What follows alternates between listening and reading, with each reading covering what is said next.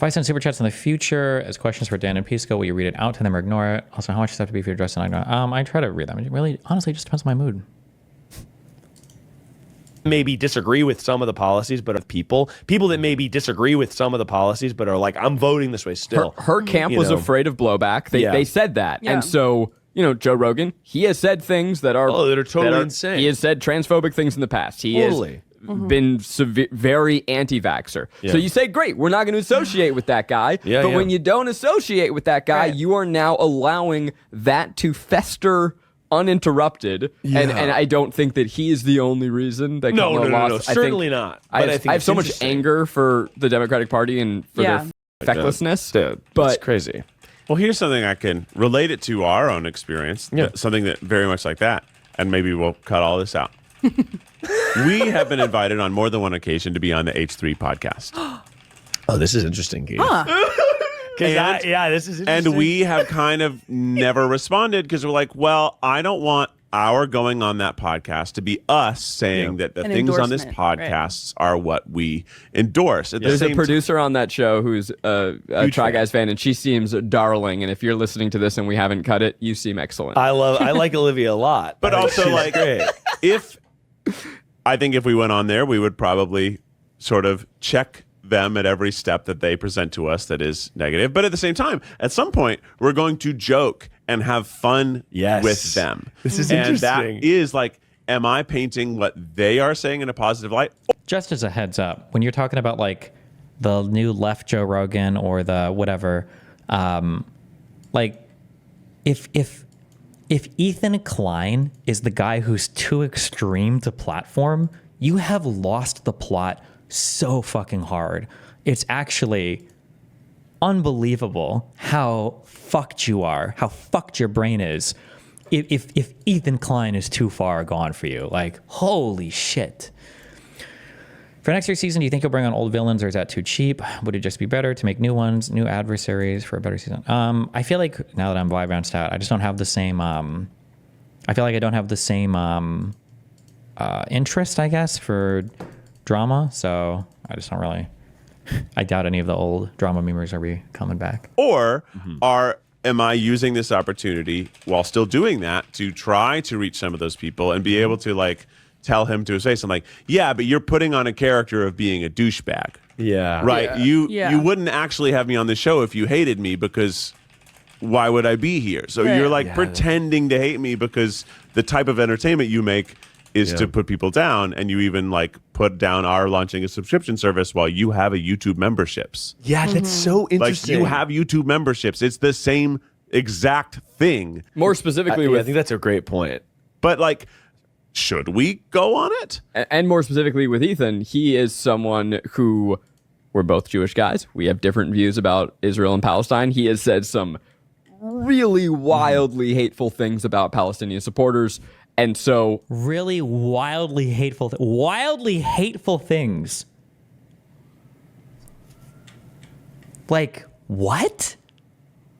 And then I wonder, have they actually seen anything that Ethan said, or are they just going by what's been reported to them by either things Hassan has said or people that have watched Hassan, what they've said? More specifically, I think that's a great point. But like, should we go on it? And more specifically with Ethan, he is someone who, we're both Jewish guys. We have different views about Israel and Palestine. He has said some really wildly hateful things about Palestinian supporters. And so I have a disagreement with him in views. And I think that's a conversation we could have, even though he comes at it from a place of wild diatribes. But then, there's that question to audiences. Is it by even going on their platform or by platforming them, are you validating? Yeah. And now you're shutting yourself away from those spaces. But if you shut yourself away from those spaces, then you're not able to talk to other people. I don't know the answer. I don't know. I think this is a very interesting conversation. But this is exactly like our interesting conversation right now is whether or not we should platform Ethan Klein. Like, really?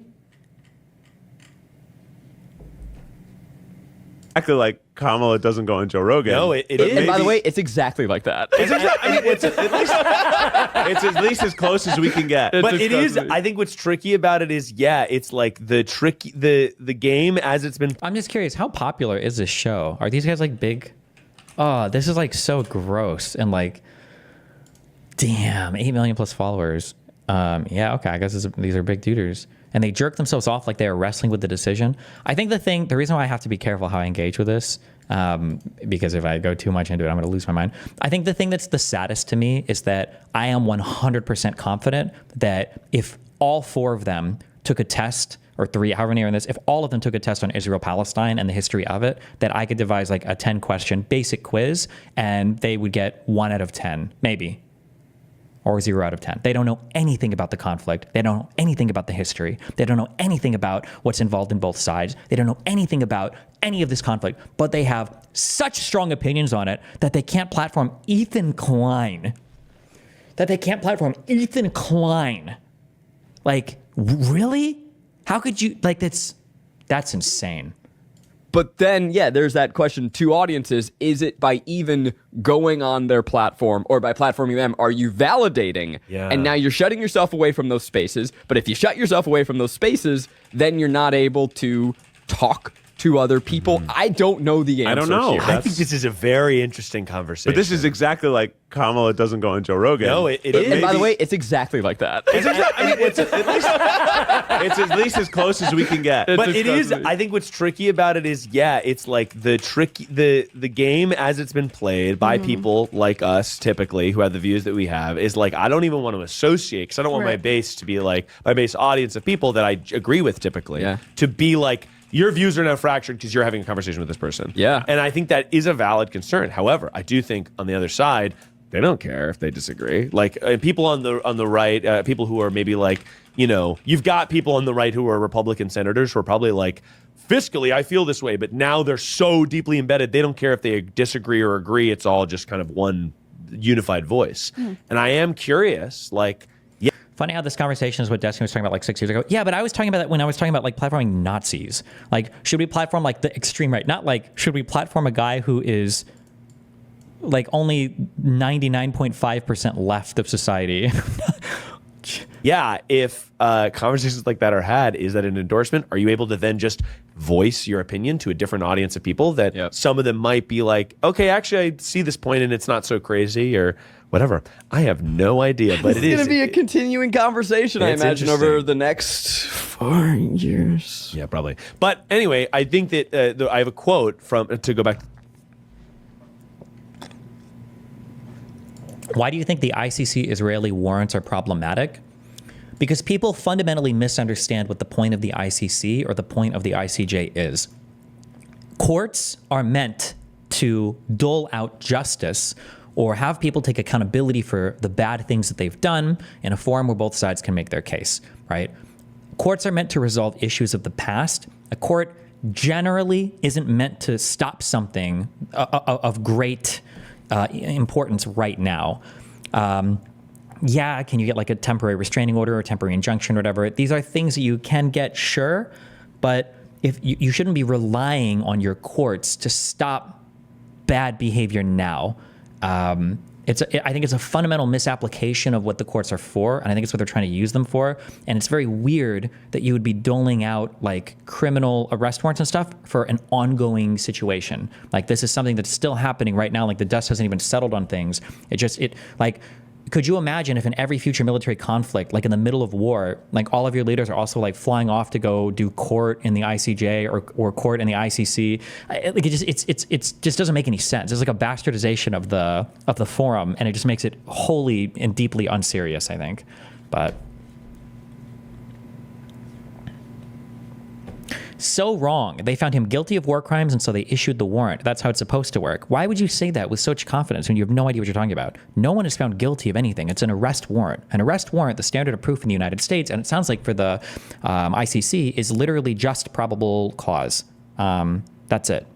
That's what an arrest warrant is issued for. So I don't know why you would say that. He's been found guilty, but okay. Then how else would you stop current bad events? The same way you would in real life.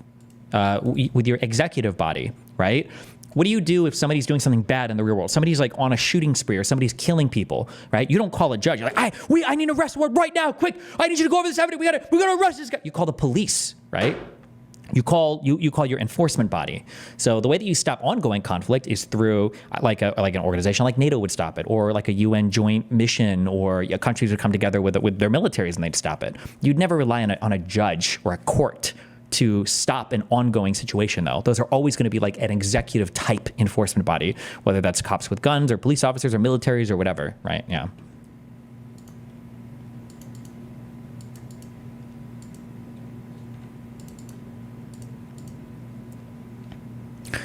So would you call the arrest warrant of Putin on the same basis? Yeah, like kind of, except I mean, like in theory I would, but the only difference is we don't pretend when it comes to Putin, right? Like you guys pretend when it comes to Israel that like an arrest warrant is going to stop things, but we all know when it comes to Russia that an arrest warrant's not going to stop shit.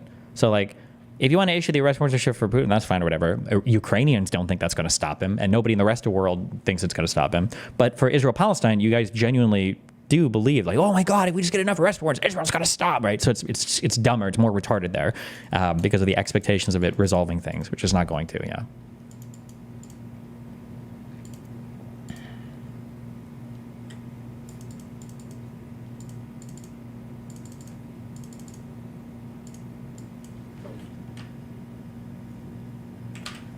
When you say ongoing, you mean urgent, because there are a lot of ongoing things that the cop won't stop unless the judge gives them the order to do it. Or maybe I do mean urgent things, I guess. I don't know.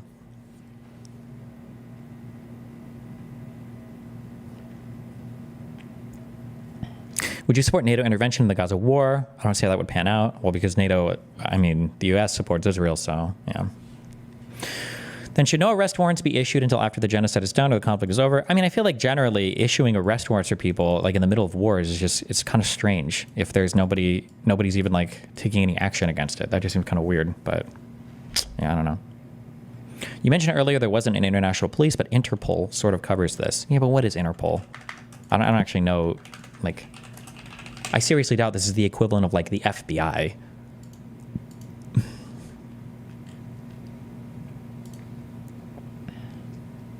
Like, yeah, this is more my guess truly without knowing anything about Interpol, because I might not know. My guess is Interpol is probably just an organization that tries to coordinate the state level, the federal level for countries, the country level police bodies of like other countries, and they maybe do investigations. That would be my guess.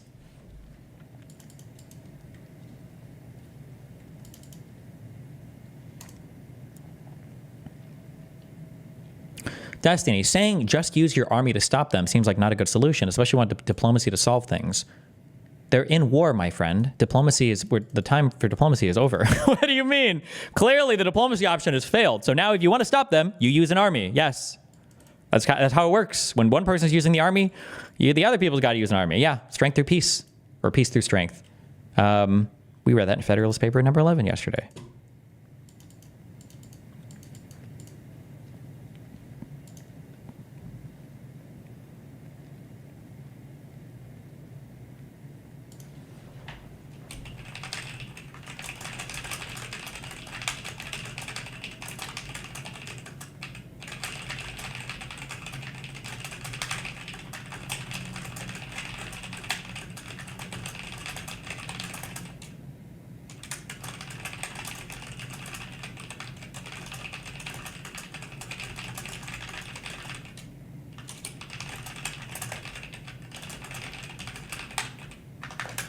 It's happening on December 1st. Hopefully I'm done with all my reorganizing stuff.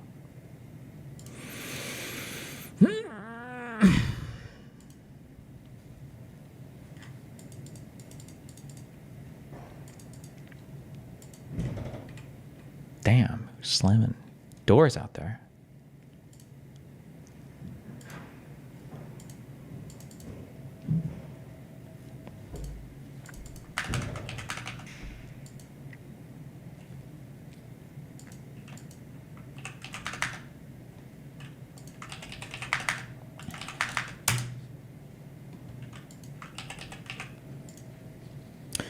think it's nice they didn't just call me crazy and dismiss me outright.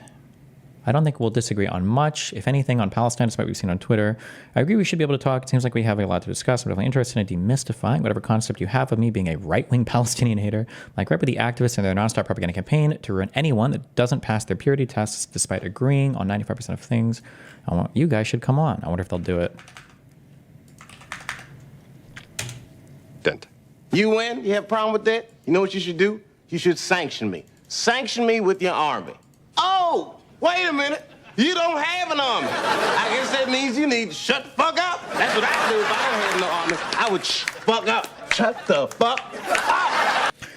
The take that courts aren't for stopping things from happening is fundamentally incorrect. Courts' abilities to issue injunctions to stop crimes from happening based on people's intentions or evidence is a core function of the courts, not a minor side rule. Sure, it may make it look like a joke, but that's because international law has always been a fundamentally weak doctrine. I wholly and completely and totally disagree with you. I actually think international law is a pretty fucking strong doctrine. That's why you have two countries that are almost in existential lock with each other, kind of. Putin at the head of Russia versus Ukraine, and even when they're doing things like huge missile attacks, you see Russia still making phone calls to U.S. embassies saying like, hey, just so you know, we're going to be bombing the fuck out of this place. You might want to you might want to skip town, tonight or tomorrow morning. All right. Right. That's important. These are showing adherences to international norms and shit, even in the middle of these really important conflicts that are outcome determinative for, at the very least, the regimes for these countries.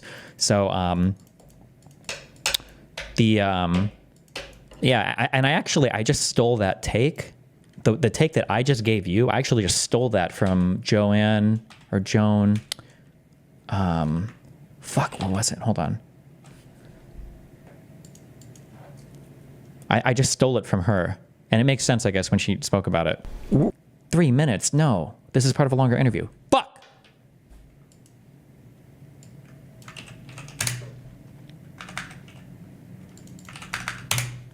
Imagine the whole video just comes up.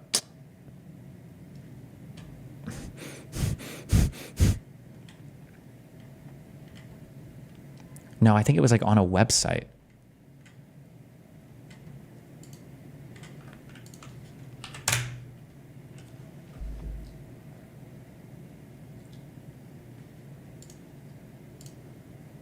Like the full 20-minute thing. It was on a site like this, I thought.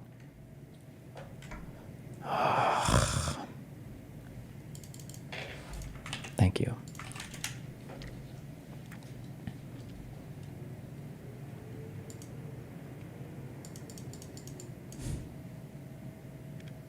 Am I just a fucking idiot? I just don't know how to work the internet?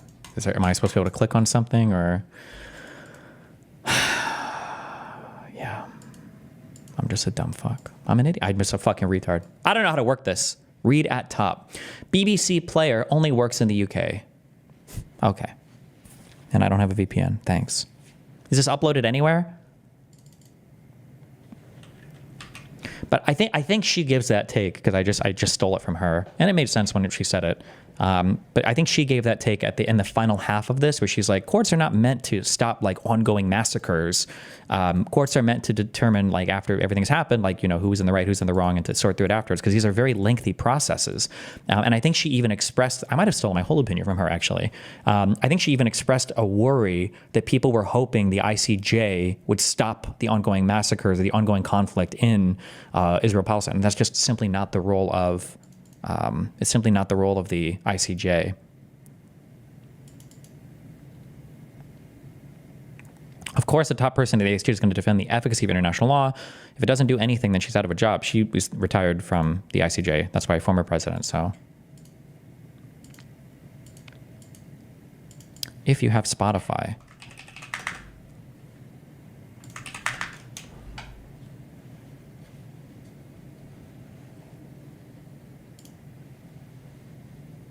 This BBC podcast is supported by ads outside the UK. Did we listen to this whole thing on stream before? Or did I listen to this off stream? I'm not sure. We can listen to it. Fuck it. Okay. A search for the truth behind an international drug smuggling plot. Holy shit. How are we going to unravel this all? From the BBC World Service, this is World of Secrets, Season 5, Finding Mr. Fox. Search for World of Secrets wherever you get your BBC podcasts. That is arguably a weak institution, and aggressive war is illegal by default. No. Can you imagine a criminal calling up a place going, yeah, by the way, I'm going to bomb this place, you should get out, and being okayed instead of arrested?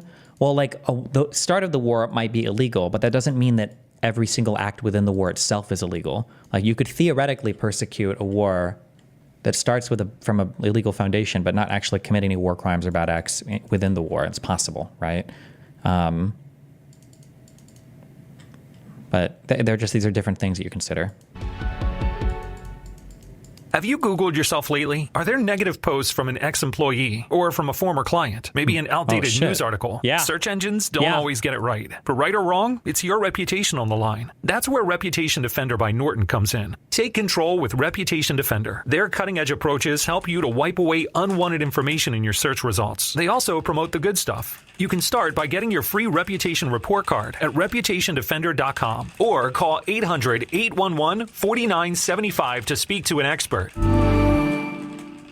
Welcome to Hard Talk from the BBC World Service with me, Stephen Sacker. My guest in this interview recorded on the 23rd of April is an experienced international lawyer who transitioned in mid-career from being an advocate employed by her country to being a judge on an international court charged with applying international law on all nations without fear or favour. In Joan Donohue's case, that meant ending a long legal career in the US State Department, defending America's interest, to take up a role at the world's highest court, the International Court of Justice in The Hague, created after World War II to settle disputes between nations and adjudicate on accusations of state violations of international treaties. Until just a couple of months ago, Ms. Donohue was the president of the ICJ, and her most high-profile case was one of her last. It was she who presented the court's preliminary response to the case brought by South Africa against Israel,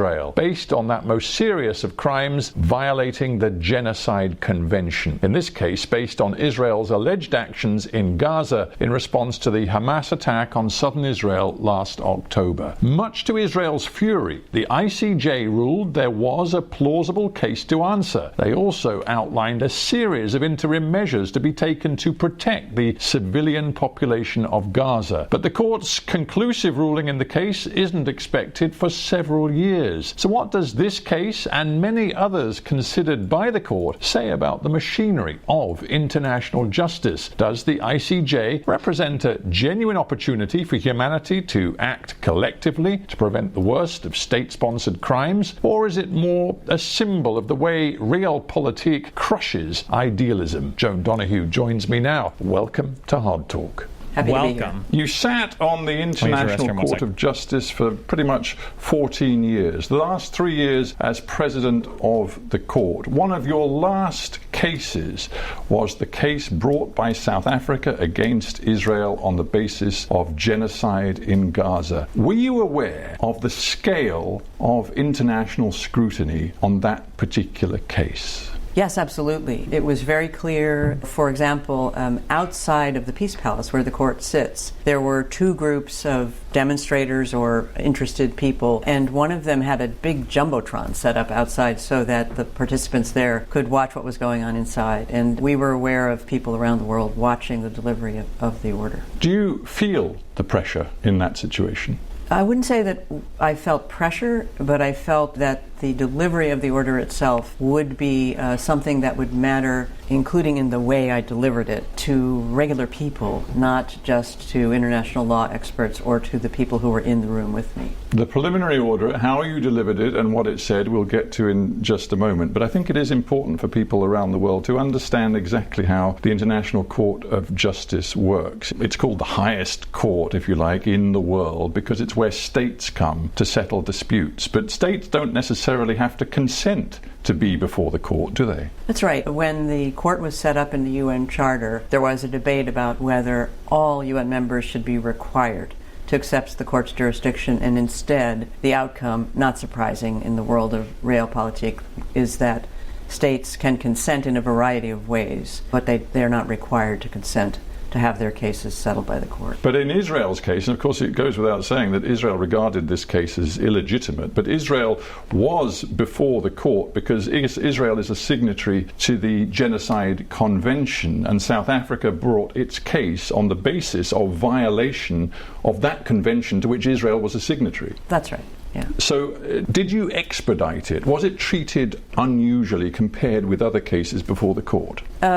Somewhat. The court is required in its own rules to give expedited treatment to any request for provisional measures. And in this case, the request, if I recall, was filed on the 29th of December. And we have to allow enough time for the respondent to prepare. So we're always trying to build expediency on the one hand and also fairness to the respondent.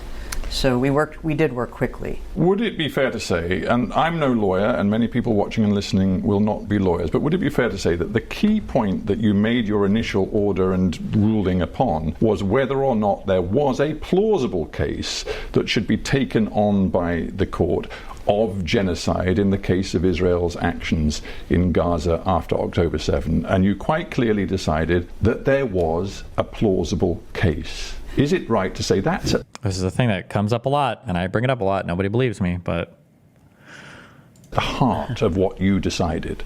You know, I'm glad I have a chance to address that because the court's test for deciding whether to impose measures uses the idea of plausibility, but the test is the plausibility of the rights that are asserted by the applicant, in this case, South Africa. So the court decided that the Palestinians had a plausible right to be protected from genocide and that South Africa had the right to present that claim in the court. It then looked at the facts as well, but it did not decide, and this is something where I'm correcting what's often said in the media, it didn't decide that the claim of genocide was plausible. It did emphasize in the order that there was a risk of irreparable harm to the Palestinian right to be protected from genocide. But the shorthand that often appears, which is that there's a plausible case of genocide, isn't what the court decided. What was the most important evidence upon which you 17 judges made your decision? Was it evidence from the ground of the scale of humanitarian suffering in terms of lack of aid getting in? Was it the scale of the killing? Because at the time, I think the death toll in Gaza was deemed to be, although the numbers aren't verifiable, was deemed to be over 25,000. So was it that? Or was it actually some of the words used by very senior officials inside Israel which pointed, according to your judgment perhaps, to the plausibility of the case? Well, we took all of those points into account. Actually, we were very lucky because both sides shared a lot of evidence with us. So we felt like we really had a chance to look carefully at what was there, and we sifted through, and in the order, which is actually not very long, we tried to call attention to the pieces that we thought would provide the basis for our decision, but that we thought was the most authoritative. So we were looking especially at evidence from people who we thought had access, at least firsthand or close to firsthand access to what was going on the ground. And we did give some weight also to statements by senior Israeli officials after checking them and making sure that the statements we were using were actually what was said. How difficult was it as president of the court, supervising discussion amongst you 17 judges, how difficult was it to reconcile very strong and passionate, differing, diverging opinions? I'm just looking at things that Aharon Barak has said since. Now, he was the Israeli judge appointed to this court by the Israeli government. He said that there was scant evidence for the order that you came out with, and he said the idea that Israel is now accused of committing genocide is very hard for me personally as a genocide survivor. I strongly disagree with the court's approach regarding plausibility, and I in particular disagree on the question of intent. Were his words ignored? No, not at all. In fact, he participated, as did the ICJ has a huge issue with people understanding what the fuck they do and what they say. And I blame the ICJ for this. Probably the majority, not even partially, but the majority. They need like a public communications or like a press release division or something, because the ICJ, and this, my guess is probably this is going to be true in the entire world. I notice as I dig more into United States civil and criminal law and procedures that there's a ton of overlap in like with the Romanian stuff. There's a lot of overlap with the ICJ stuff. There's a lot of overlap, but the International Criminal Court is like, careful. The International Court of Justice, this is different than the ICC. The International Court of Justice follows pretty ordinary, like regular legal norms from what I've seen, but people don't know what any of that means. Nobody really understands much about what courts do. We just don't know the branches of government well. We just don't know what different people do, right? Like people will go to court and they will assume that like, okay, well, there's the plaintiff and the defendant, and then you've got like the judge and like the DA, and these people are kind of like on the same team basically. And it's like, no, actually, the judge is on a totally different team than the attorney, the district attorney, or the prosecutor, right? They're two completely separate branches of government. A court versus an executive that executes the law, or police that arrest her. These are totally separate parts. And so I don't know if I was gone and she made this point, or she's about to make this point, or maybe she doesn't hear. But when people get mad at the ICJ, so like an Israeli gets mad at the ICJ, like, why the fuck are you charging us with genocide?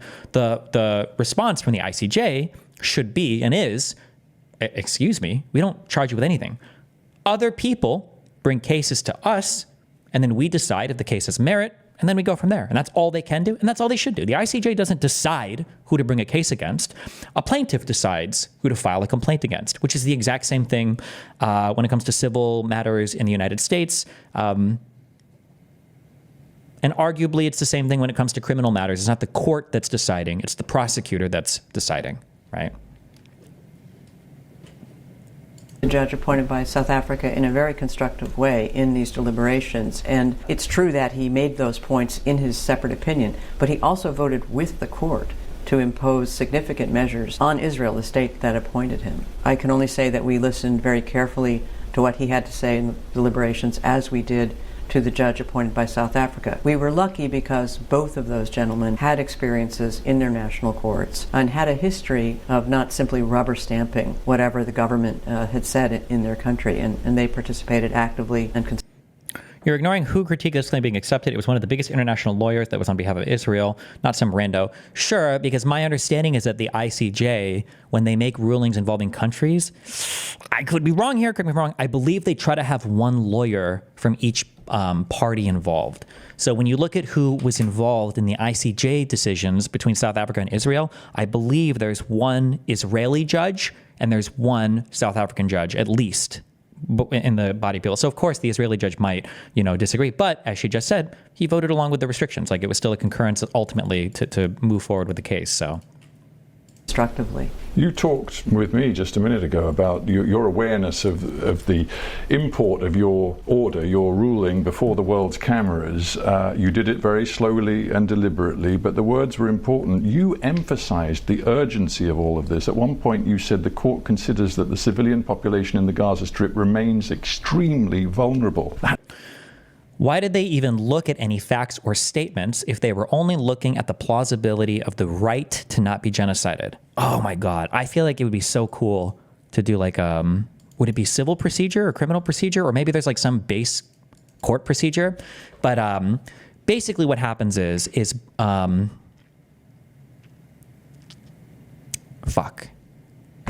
I think I'm correct conceptually here, but I don't think I have the appropriate vocabulary, and I might be missing pieces. So take everything I say with a grain of salt, okay? But when somebody files a complaint with a court, okay, courts, judges are not supposed to determine matters of fact. Meaning, if I say like, that guy scammed me, or that guy murdered me, or that guy, set my house on fire, not murdered me, right? The judge is not determining matters of fact. That's not his job. It's never his job, I don't believe, to make those, well, unless it's like a no jury and it's a judge trial, whatever, right? But for the most part, right? So when you file a complaint with a court, the judge is looking to see, I believe the term is prima facie, right? If the facts that you've asserted in your complaint are true, would there be a violation of a particular statute, right? So let's say that I go to a court and I say, that man scammed me. And the judge goes, this has been your complaint. My name is Steve Waddell. These are the dates. When I was walking my dog yesterday, this guy told me that the weather was going to be sunny all day. And I took my dog on a 20-minute walk, and halfway through the walk, it started pouring, and I came back. So I want to sue this man for lying to me, okay? The judge, his job is not to be a fact finder or a fact determinative or determine if a fact is right or wrong. All he's looking at is, okay, let's assume that what you've said is true. Has any law actually been broken? And if the answer is no, then the case would be, well, hold on. I don't know if the judge would just determine that on their own, or if this would be the defendant would file a motion to dismiss or a motion for summary judgment. I think a motion to dismiss, and the defendant would say, hey, look, there's no actual case here. Like, even if everything that the plaintiff alleges is true, there's not a law broken. And then the judge would see the motion to dismiss. They'd consider the motion. They'd say, okay, well, I accept this. We're dismissing this because prima facie, before we've gotten anywhere, even if every fact you say is true, there's not anything actually against the law here. So your case is moot, nothing, right? So they're like determiners of law, I think, right? So all that to say, when South Africa went to the International Court of Justice and they filed their case, it wasn't on the court to determine the validity of the claims being submitted. Well, how genocidal are these? Or, how do we think that this means? It's just, let's assume that these are basically true, and they can't be obviously proven false, right? It's not like an obviously false statement where they're like, oh, a rainbow unicorn flew from Israel sent by Netanyahu to murder, right? And it's like, okay, well, on their face it seems to be true, and then we have a treaty called, or the Convention on the Rights. I think it's the Convention on the Rights to Prevent Genocide. Where can I find this? Convention on the Prevention and Punishment of the Crime of Genocide, right? So if the statements made by the ICJ, if those statements, right, actually violate or could plausibly violate the rights of somebody under this, then the ICJ as a court should proceed past the complaint stage, right? That's okay. Does that make sense? It's just a bunch of, I don't want to just say it's a bunch of legal shit, because there's a reason why that this is set up this way, and it makes sense and it's good. This is fine how it's set up. But all it means is that if somebody's brought something before the court and the court looks at it and they go, okay, well, you're saying that Israel said this and the Palestinians are actually protected by this convention. In that case, yeah, plausibly, there's a case here. So we'll move forward to the next stage. There's not anything immediately wrong where we would just accept a motion to dismiss the case based on lack of standing, lack of law being broken, lack of whatever. Yeah, okay. Did that make sense? Jesus. All right. Doesn't the court ultimately decide? The ICJ doesn't have a trial jury. If it goes to the judge or before judges, doesn't. That's fine, but then the judges would be sitting in for the jury at the end of the trial process. But that's fundamentally different than these pretrial things. It's a different thing, right? A sense of urgency is obvious. In that case, many people are asking, why on earth didn't you use your platform, that voice, to call for an immediate ceasefire? Well, I don't feel comfortable describing what we discussed in the deliberations. I can just say that we look at what was requested. Basically, South Africa sued Israel, and the ICJ just said that the case can continue. Yes, you've understood exactly what I've said. Thank you. Malik One Man. You get 5 gold stars. But exactly correct. Yes, that is exactly what's happened. But our test is, what do we think is necessary to preserve the rights that we consider that as plausible? So we didn't find that necessary. And so what you did say in your ruling is this: in relation to Palestinians in Gaza, Israel must take all measures within its power to prevent the commission of acts within the scope of the Genocide Convention. It's now weeks and months since you issued that order. Do you think Israel is complying with it? So he doesn't understand the order. Nobody understood this because it's a lot. You need to have a foundational understanding of law, and then you have to read all the exact statements that are being issued. And like I said, I blame the ICJ on this. This is a lot of shit to chew through, and I don't fault people for getting it. Actually, I'm sorry. The media people should have more people staffed that can do the legalese. But the order that the ICJ issued in the very first large document was not an order for them to stop anything. They didn't dictate any actions to Israel. All they did was they reaffirmed that Israel needs to make sure that it's taking steps to prevent anything that would violate the rights that the Palestinians were entitled to based on the Convention against the Convention on the Crime and Punishment of the Crime of Genocide, basically, right? That's it. So all they basically just said like, hey, make sure that you're not genociding them and don't do that. Make sure you're still not doing that. That's all that initial thing said. It didn't actually dictate or order anything to them. But nobody understands that. They think they're like, oh my God, this order came out. I told Israel to stop fighting. No, it didn't actually say that at all. Not at all. Okay. Take all measures within its power to prevent the commission of acts within the scope of the Genocide Convention. It's now weeks and months since you issued that order. Do you think Israel is complying with it? So I won't answer the question directly because it's actually a question that will be before the court. But I will say personally, it's disappointing what has happened since then. I mean, we hoped at the time that our closely watched order would be more of a contributor to a solution. And you'll recall that at that time there was a lot going on in terms of negotiations, etc. And while I assumed I would never know how our order might play into those negotiations, I hoped that it could be a factor that would help push things towards an outcome in which hostages were released and the tragedy would end in Gaza. So this is how international law is supposed to function, which is international law is just one of many pieces that are moving at all points in time when countries are warring or negotiating with each other. It's just one cog in the wheel.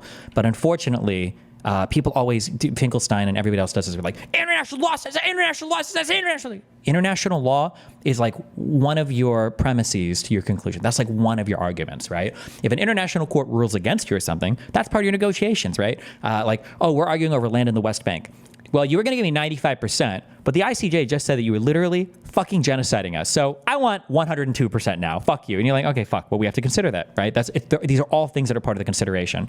And she's correcting when she's like, I wish that it would have been more of a factor, I guess, in the ongoing disputes. But I mean, it basically was a non-factor. The Human Rights Watch director responsible for Israel-Palestine has said this: Israel's blatant disregard for the World Court's order poses a direct challenge to the rules-based international order. Do you agree? Well, I'd say the compliance generally with the court's legally binding orders and judgments is good. It's always disappointing when there isn't compliance. We don't know the full extent of what Israel might have done to respond to this. Israel was required to submit a report. Within a month. It did so. The report's not public. I haven't seen it, nor have I seen what South Africa said in response. But it is possible, and one can hope, that within the Israeli government, the lawyers in the room are better equipped to try to urge certain changes in the behavior of the Israeli military, for example. I don't know. I don't have visibility into that. I just wonder, given your knowledge of the case and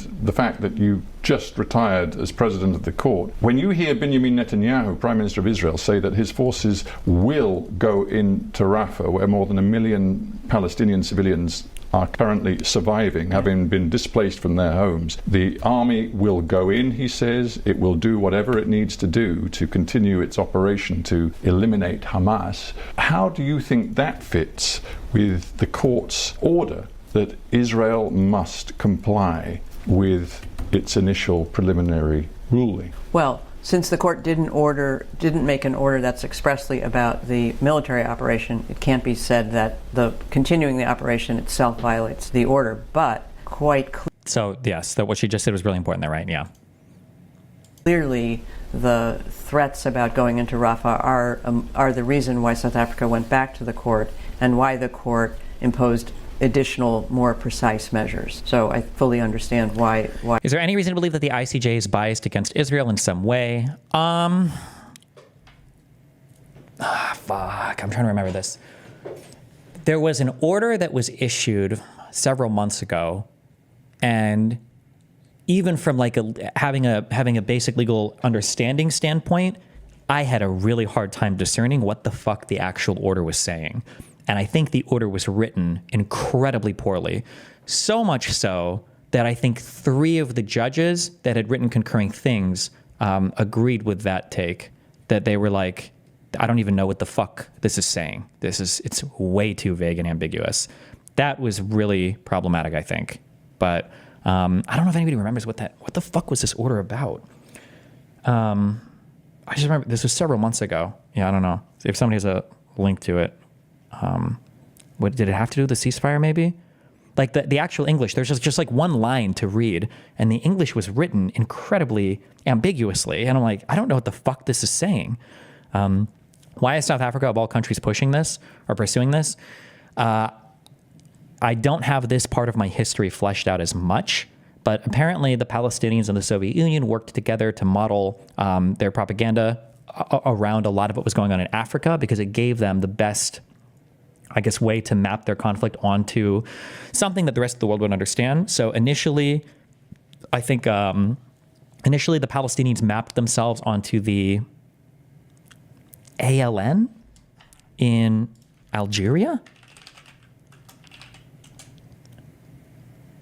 The NAL or ALN, yeah, the National Liberation Army, because the Algerians, I don't know anything about this history. This is only stuff I've picked up tangentially, but apparently, or supposedly, I guess, I think France had colonized Algeria, and the Algerians basically completely and totally kicked out all of the French.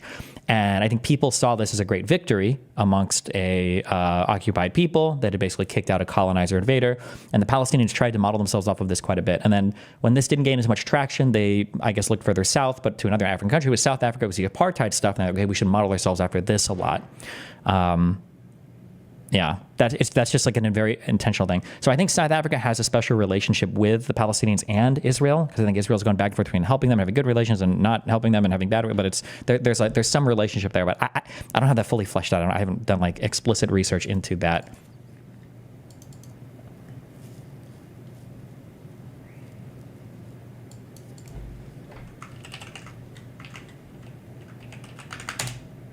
Oh, the ICJ orders Israel to halt the Rafah operations. This has one sentence that was written so ambiguously that I couldn't tell.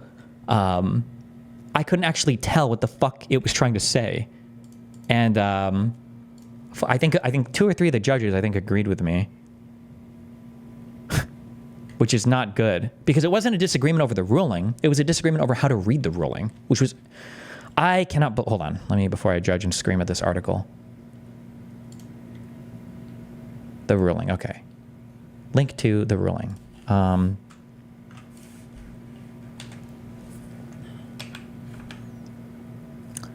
48 to 55.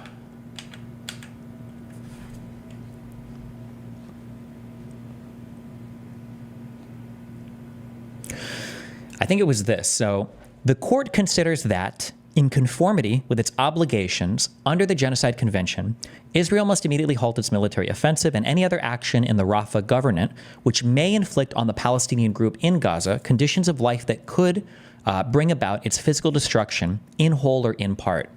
Now, this reads similarly to what the first order was, but it's basically saying that you can't do anything that's going to cause a genocide, but it doesn't actually mean you have to stop your military stuff. You just can't do a thing that would cause genocide. But a lot of people were reading this as a actual, like they're saying all the military stuff, at least going into Rafah, that needs to stop.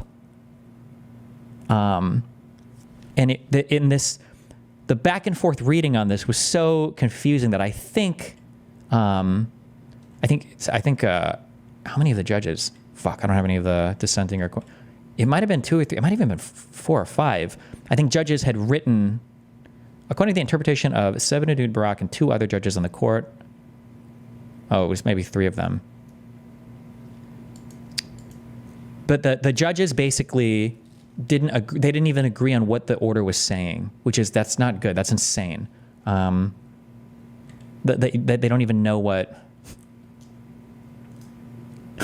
They don't even know what the fuck the order is even saying. So yeah, this is really bad. You should, at the very least, your judges should know what it's saying, even if they disagree on the ruling. So like, this is obviously super easy to weaponize in the media, and even not weaponize, but like you don't even know legitimately what the order said. So you think you're reporting on it honestly, but yeah, this is a fucking nightmare of a situation.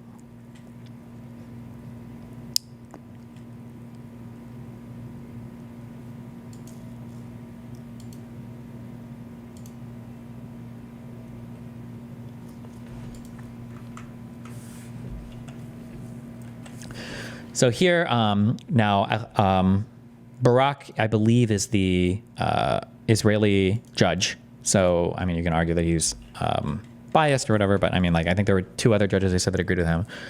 But basically, this measure requires Israel to hold its military offensive in the Rafah government only insofar as it is necessary to comply with Israel's obligations under the Genocide Convention. In that sense, it merely reaffirms Israel's existing obligations under the convention, even though an order issued by the court military offensive that may result. Right? Yeah. So I think him and a couple other judges make the same thing. They're like, well, we don't think this is even ruling this, but yeah. Anyway, sorry. Okay, legally it's bullshit.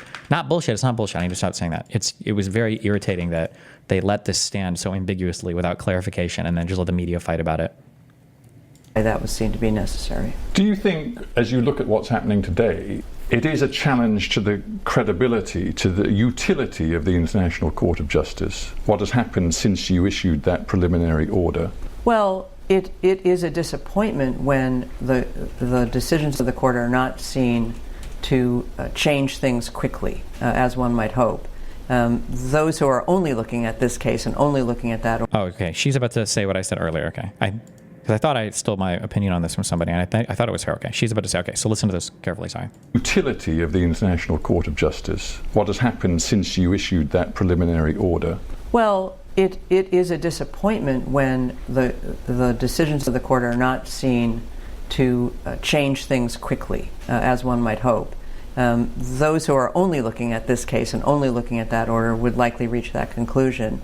But in the international law community, I think there is a longer horizon usually that we look at, and more of an appreciation that courts don't really solve these kinds of problems. They can contribute to solving the problems, but they're just a piece of a broader international infrastructure. Right, but when we talk about the mechanism of the court, isn't one of the gravest problems with the International Court of Justice that it is likely the conclusive ruling, decision on South Africa's case won't come for years, judging from the pace at which other cases go through the court. What use is any decision, any ruling of the court to Palestinians when whatever they experience in terms of Israel's military actions in Gaza, frankly, will be long over by the time the court reaches a conclusion about what Israel did? Well, it's a question that would be usefully put to the applicant state, to South Africa, because any close observer of the International Court of Justice knows that these kinds of cases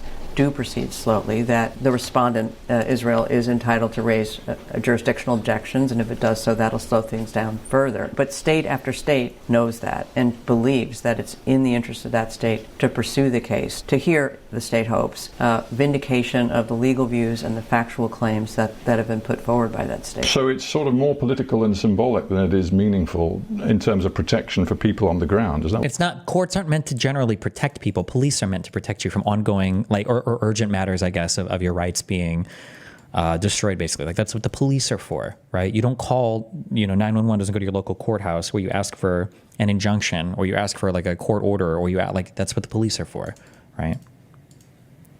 What you're saying? It depends. Also, these are like really complex cases. Like, are we really going to rule on whether or not something is a genocide in a few months? Is that really what we would expect to happen? Does that sound like a fair process? Like, that would just be insane. Depends on the case. The Palestinians have been... Wait. At what point would you start thinking the reporter is bad faith? I'm heavily biased, but it seriously feels like there was zero prior research or active interest, even during the interview, in anything beyond the populist position. You mean the question is that this guy's asking? I super disagree. I think he's asking what I think a layman would consider, and even an ordinary reporter would probably consider, super fair questions. My guess is before this conversation with her, he's never heard any of these points brought up anywhere in literally his entire life. It was impossible when I was doing research on Israel-Palestine. I couldn't fucking trust anything that I fucking read. Definitely nothing from the fucking UN. International rights orgs, I would have to read all the underlying material.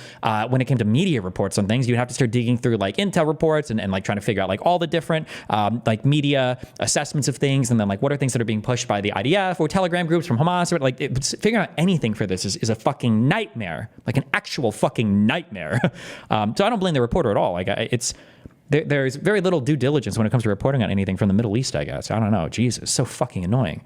State hopes, vindication of the legal views and the factual claims that have been put forward by that state. So it's sort of more political and symbolic than it is meaningful in terms of protection for people on the ground. Is that what you're saying? It depends. It depends on the case. The Palestinians have been pursuing their concerns vigorously in a variety of fora and will continue to do so, and this will be an element that they will come back to over and over again. Were you stung, again, as president of the court in this particular case. Were you stung by the reaction of Israelis? I'm looking here at the words of Benjamin Netanyahu, who described the South African case as a vile attempt to deny Israel this fundamental right to self-defense. It is, he said, blatant discrimination against the Jewish state. He's almost implying there that there's something anti-Semitic about the court taking on this case. To be honest, the kinds of statements of that sort that are really directed at a political audience, I usually don't pay very much attention to as a judge. I mean, doesn't hurt you. Doesn't hurt me, no. But it's not even that it doesn't hurt her. That was a bad interpretation of what she said. Politicians make statements about things that they need to convey to their constituents, but that doesn't mean that the statements are like, I don't want to say that the statements are false, but they're speaking to an audience, right? Like, yeah, you're speaking to an audience. Netanyahu wants to let all of Israel know how unfair he thinks the ICJ's ruling is, so he's going to call it anti-Semitic. Now, does he actually think it's anti-Semitic? Who knows? Maybe, maybe not. Probably not. But you're speaking to an audience there, right?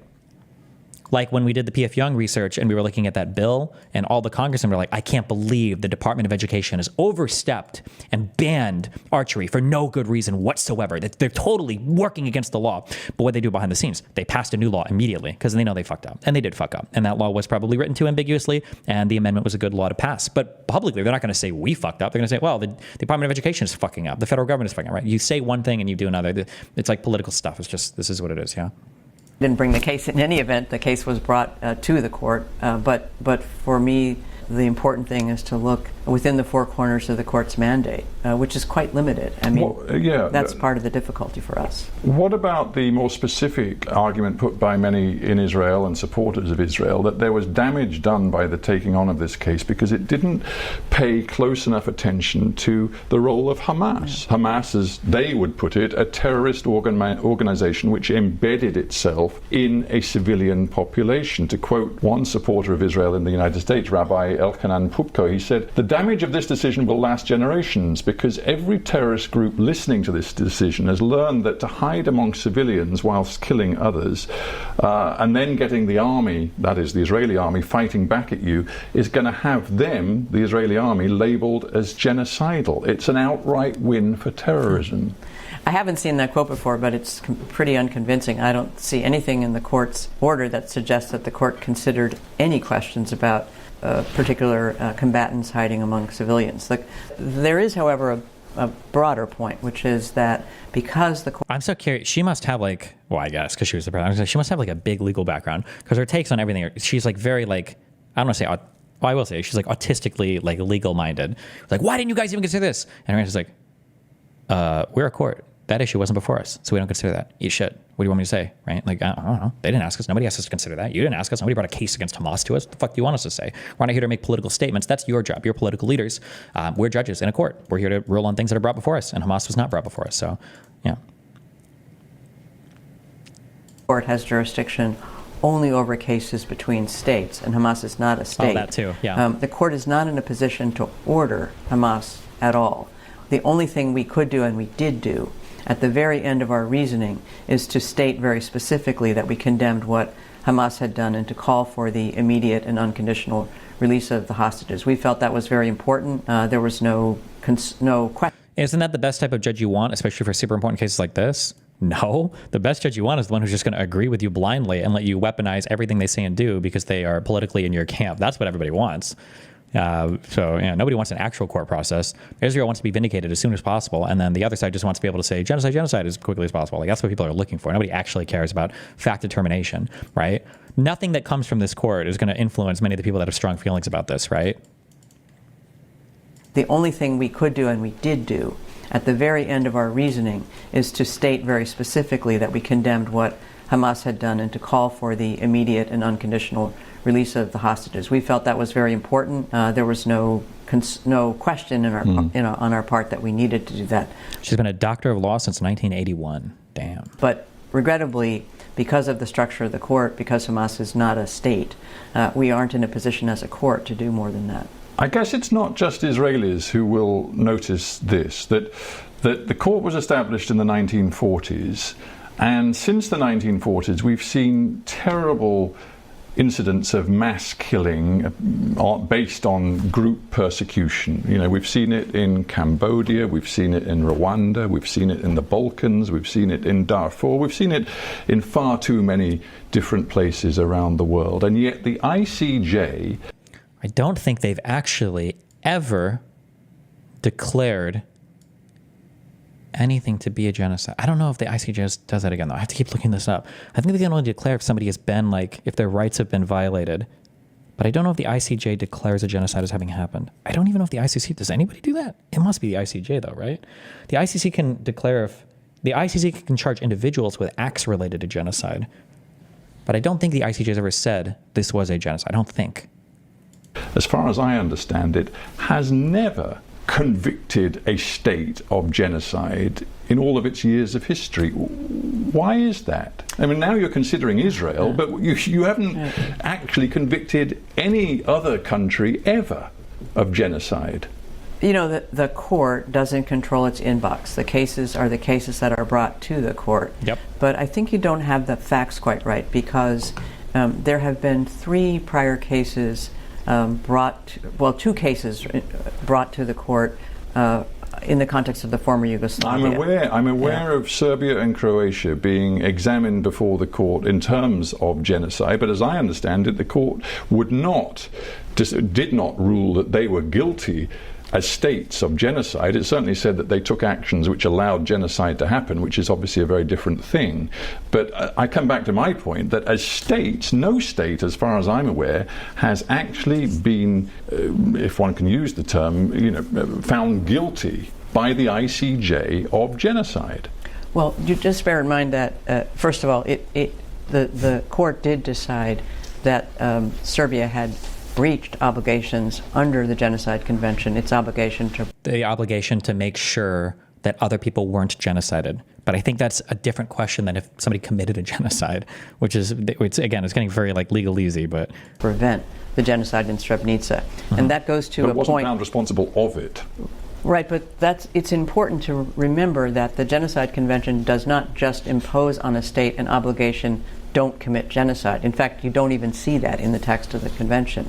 Yeah, I don't think unless there's like more to it. I think that convention is pretty short. It's like 4 pages long, right? Is that the punishment and prevention of, or it's like 4 pages long.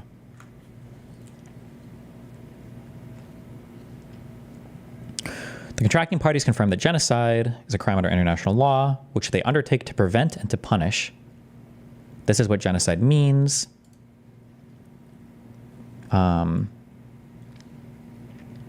The following acts shall be punishable.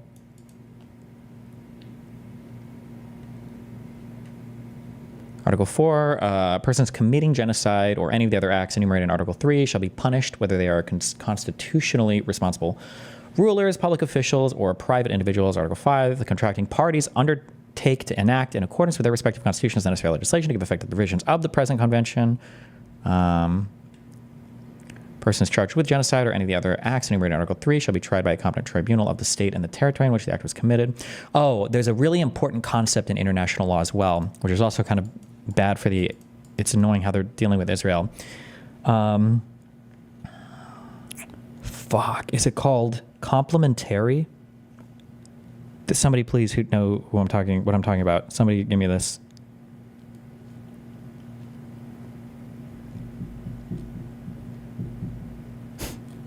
Somebody knows what I'm talking about.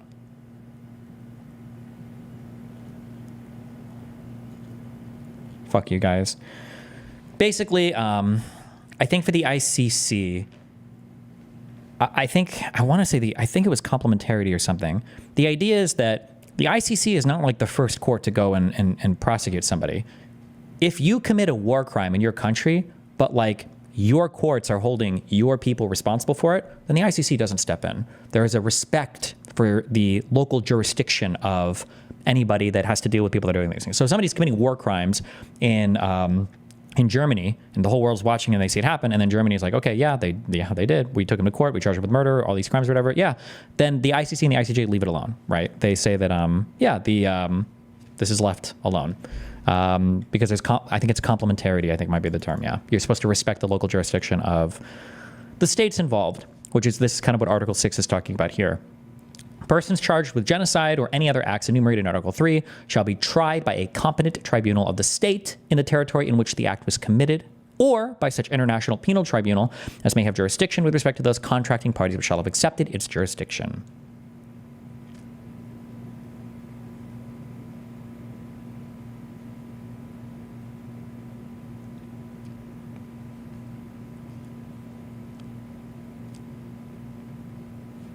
Okay. Here we go. The obligations of a state go fundamentally to preventing and punishing genocide, and also there are obligations in respect of the incitement of genocide. So all of those kinds. Local jurisdiction has precedence. Yes, I believe the local jurisdiction is favored because remember, think about these things when you're thinking about how all this works. Like think about it. Like in one way, the way that we have to actually write all these rules down gets like really complicated and really in the nitty gritty. But if you back up and think about it on a macro level, it makes sense, right? Like what country is going to submit themselves to an international court for crimes that they themselves could prosecute people for, right? So if an international court wants to be accepted as legally binding, as legitimate, as accepted by all the member states, you have to also allow the member states' legal systems to work, right? So as long as you're holding your people responsible, that's fine. If you're bringing the International Criminal Court in, or the International Court of Justice, it's because somebody's fucked up. And even in your own state, you're not holding these people accountable. That's another criticism of the ICC issuing these arrest warrants so quickly, is that like you haven't even given the Israeli system time to work out its own stuff. Well, the principle of complementarity is being violated, arguably. But, okay. Of claims on the merits can be looked at in a case, and a finding that that a state failed to prevent acts of genocide that took place. Wait, hold on. One of the reasons you'd want the ICJ to handle the Palestinian plight is because they don't have a local jurisdiction to hold Israel accountable. It's not like all genocide cases must go through the ICJ. So the ICJ is going to be your principal venue in which you listen to cases about genocide. If you want to do it outside the ICJ, you'd probably need a special tribunal that has to be convened by the United Nations. And then states would probably have to submit to their jurisdiction or be forced to for that to happen. But I think genocide between states or involving states, that's generally determined by the ICJ, I believe. As those that took place in Srebrenica is hugely significant internationally. I don't have any doubt about that. Somebody said, this is true. This is why the ICC paused Venezuela and Myanmar investigations. The problem is I believe Israel refused to carry out their own investigations. I don't know if that's true or not, but my understanding is Mike is spamming in chat. My understanding is that the ICJ prosecutor guy, the guy who put in the request for the warrants, I thought was supposed to fly to Israel and have a conversation with, I think, with Netanyahu and Gallant about, or at least somebody, I think, in the defense ministry. But then he canceled the flight, and then he made the request for the arrest warrants on the same day. That's what I think Israel said, and I don't know if anybody's come to do that. I think that's what it's said. So I don't know. That seems kind of wacky if that's the case, but... You've just retired from the court. Maybe finding that to preventing and punishing genocide and all. Yeah, what I just said was the ICC, though, not the ICJ. The big difference between the ICC and the ICJ is the ICJ is for states and the ICC is for individuals. International Criminal Court is for individuals, and not the ICC only has jurisdiction over the states that submit themselves to jurisdiction over the ICC. The ICJ, the International Court of Justice, that's the arm of the United Nations that deals with international law. Everybody is under the jurisdiction of the ICJ. Everybody's under that jurisdiction. The ICC, you have to submit to their jurisdiction. The ICJ, every UN member state, which I think is every state, I think it has to be, right, is considered under the jurisdiction of the ICJ, I believe. Also, there are obligations in respect of the incitement of genocide. So all of those kinds of claims on the merits can be looked at in a case. And a finding that a state failed to prevent acts of genocide that took place, as those that took place in Srebrenica, is hugely significant internationally. I don't have any doubt about that. You've just retired from the court. Maybe now is time to consider whether you think the court is actually fit for purpose. We've already referred to the slowness of the way in which important cases process through the court. You don't need to slurp after a monologue. It's not entertaining to hear that. Oh, well, let's pull it. Let's find out. Slurping after monologues. Yes, please. I need this. No, please. This will hurt our ability to go mainstream. And you will never have a show on CNN. I'm going to make a show and I'm going to call it Slurp Time.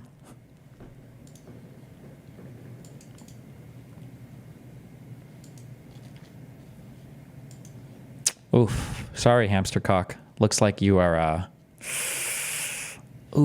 looks like you're, in the minority there, kiddo.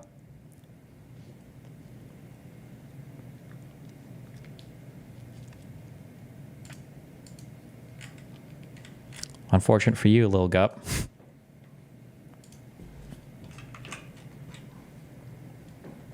Take many, many years to get a decision. I believe right now there are at least 20 cases grinding through the court. One of them dates back to the 1990s.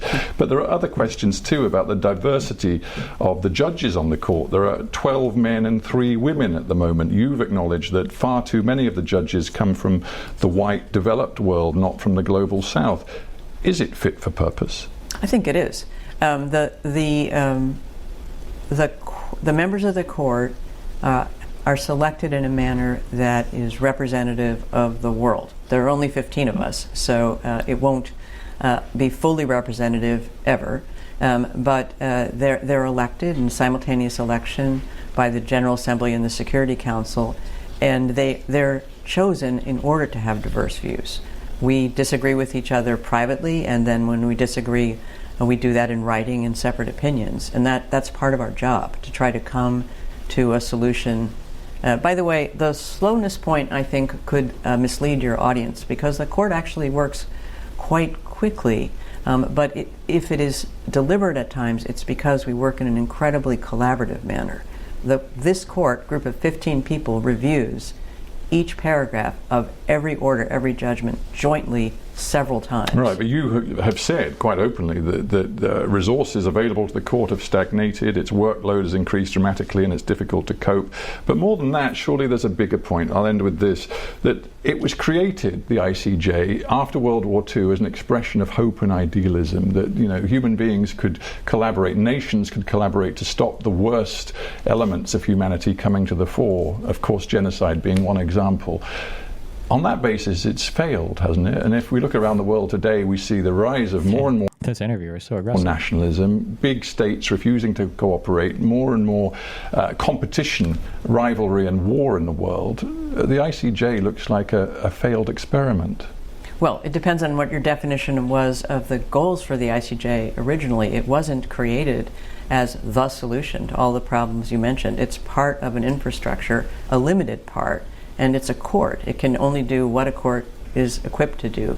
It can decide the cases that come to it fairly, impartially, and as well as it can, in the hope that those contributions fit within a broader constellation of solutions. Yep. Right, but if the big powers in particular, because in the end you don't enforce, you require the Security Council to enforce, and if the Security Council is hamstrung by great power rivalry, then the entire edifice doesn't really function. I don't agree with that. The record of compliance with ICJ judgments is good. States almost never go to the Security Council because states have an incentive to comply independent of what the Security Council does, based on their reputation as a good partner, their desire to show themselves as faithful to international law. They have many incentives to comply. They don't always comply, and the case you've been speaking about is an example that many people have expressed disappointment about, and I understand that. But mostly they do comply, and I think the court does contribute in an important way. Joan Donoghue, I'm afraid we're out of time. Thank you so much for joining me on Hard Talk. Thank you. Thank you. Wow.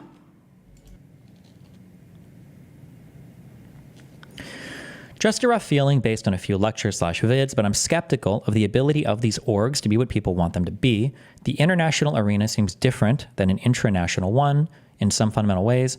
I mean, like, people say that, and like, obviously, like, it sucks because I sound like a shill even saying this, but I feel like the Israeli-Gaza war is probably a testament to how we've evolved as a people, because just that war would look so unbelievably different if Israel was actually the country that a lot of the people internationally accuse Israel of being.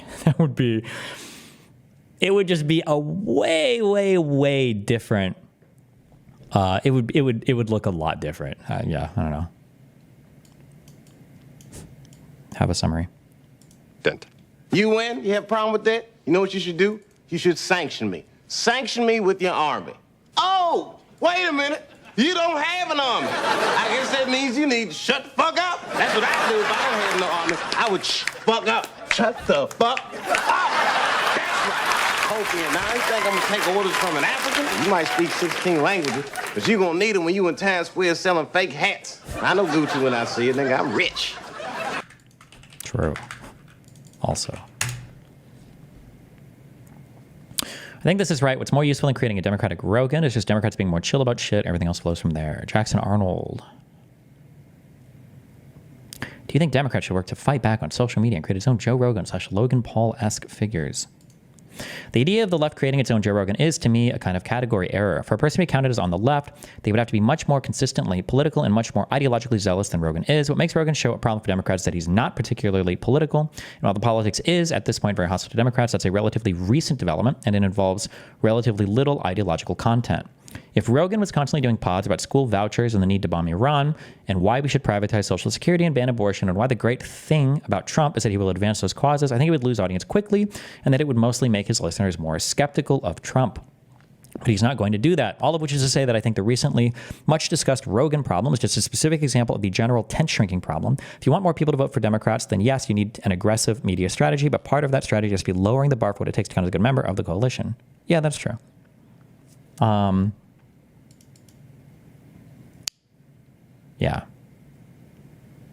Yeah. Like, Joe Rogan is very political, but he's not a politics guy. He's not a politics podcast. It's just very political. But leftists want to take like a politics guy or a politics show and make it cultural, which is probably like impossible to do and generally is looked down on. And even when they become cultural, it's more like a joke. It's only for the political people to enjoy. Like, I think in general, that connection usually only goes one way. For instance, like when Ben Shapiro is doing movie reviews, like nobody in the movie community is legitimately being like, oh, this is really cool. This guy's doing movie reviews now. Let's go watch. It's generally just the politics people like, oh, okay, he's dipping his toe into culture. We're just going to watch this because we're politics people already watching politics content. Whereas when heavily cultural people become a bit more political, the people do, for whatever reason, good or bad, listen to the political content in a serious manner that they start doing.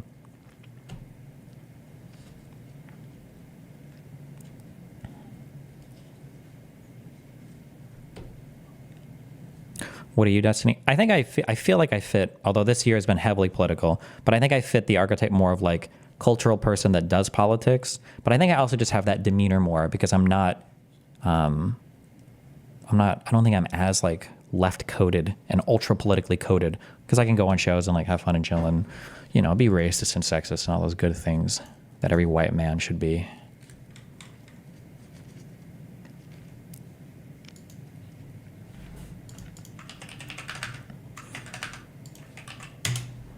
Because it's paid for with taxpayer money without accountability. And he's saying, I'm going to bring accountability back. I think given what we have seen in the last 4 years, I'm very much betting on him and his team. And his team is superior. I mean, I look at J.D. Vance, I look at Elon Musk, I look at some of the other people who are supporting him, and I think I would rather bet on this ticket to bring us back to what America is about, rather than this ticket of Kamala Harris. She can't say what she stands for. She did previously, and then she's confronted with it. She flip-flops, and now she's in this state of, I won't tell you. And I grew up in a middle class family. One salad this and one salad that. And that's not going to cut it because, politics, elections have consequences. And in the last 16 years, 12 of the last 16 years were Democrat. 8 years of Obama, followed by 4 years, Trump, and then 4 years of Democrat. 8 years. 8 years of Obama, followed by 4 years, Trump, and then 4 years of Biden and Harris. And this large to the far left is just strong. It is the wearing or the hollowing out of the national identity and more investing in global issues and globalizing America. And that just won't work because that waters down the Constitution to something unrecognizable. Okay. Some of those things that Donald Trump wants to do, one of the most important is immigration. Immigration policy is a top issue for many voters. It sounds very important to you, and you mentioned a moment ago about sensible immigration policies. The idea of stricter immigration is, I know, something that you're in favor of.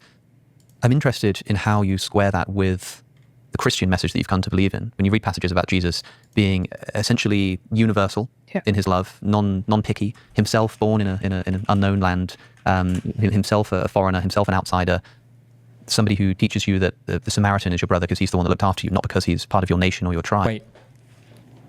I got a story out. Hold on.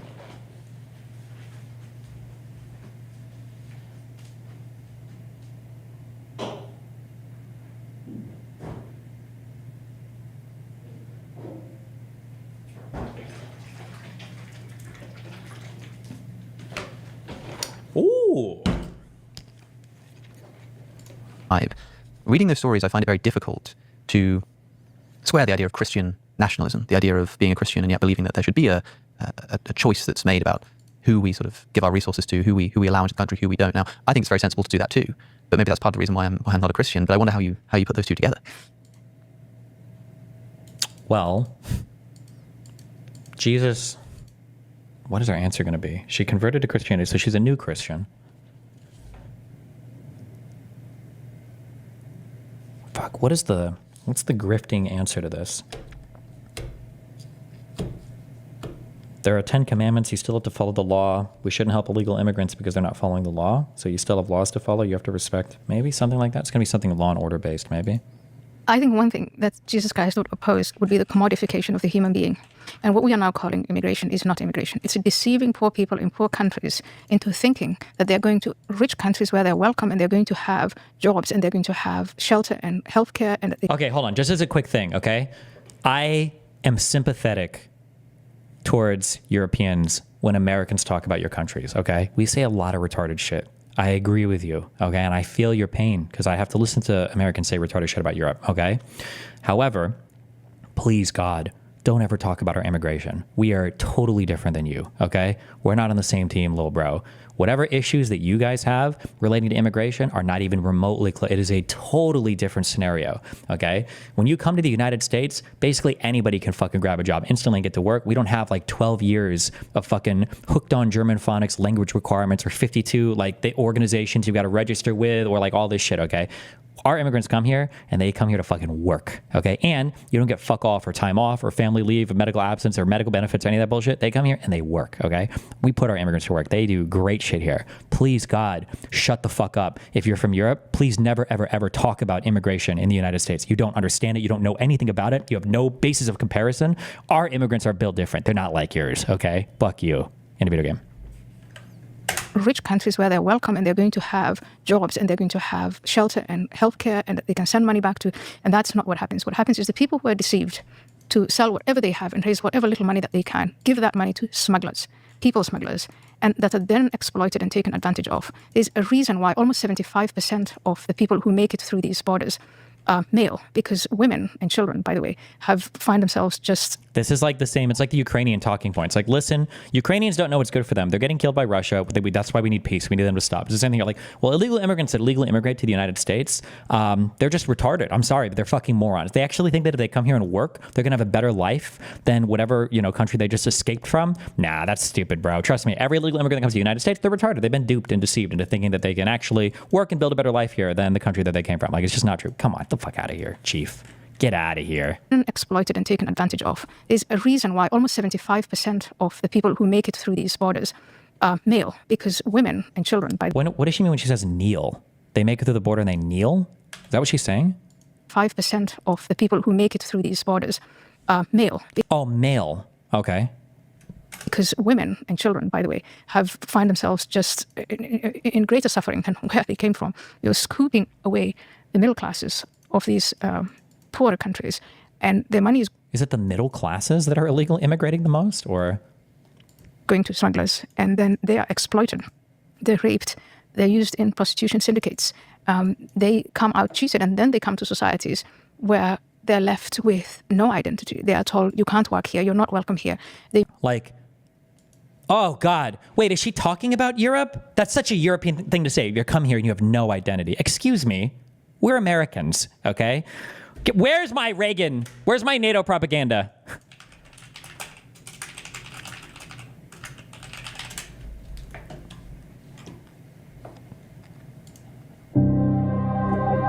Give as president, I think it's fitting to leave one final thought, an observation about a country which I love.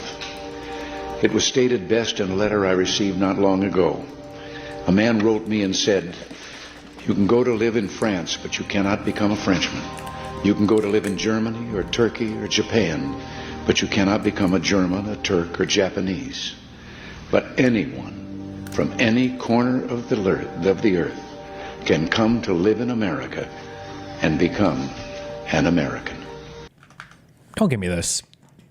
Immigrants come to the U.S. and they can't. Get the fuck out of here. Where they're left with no identity. They are told, you can't work here, you're not welcome here. They meet with various forms of rejection. I'm not going to use the word racism because it's been overused, but I'm sure that there's also some racism. And so it would be, this would be against any form of dishonesty. And I think what we're seeing now is this cabal of moving human beings from one side to the other. And I just think that's not going to work in the host societies. It's causing a lot, the breakdown of social cohesion. You're British.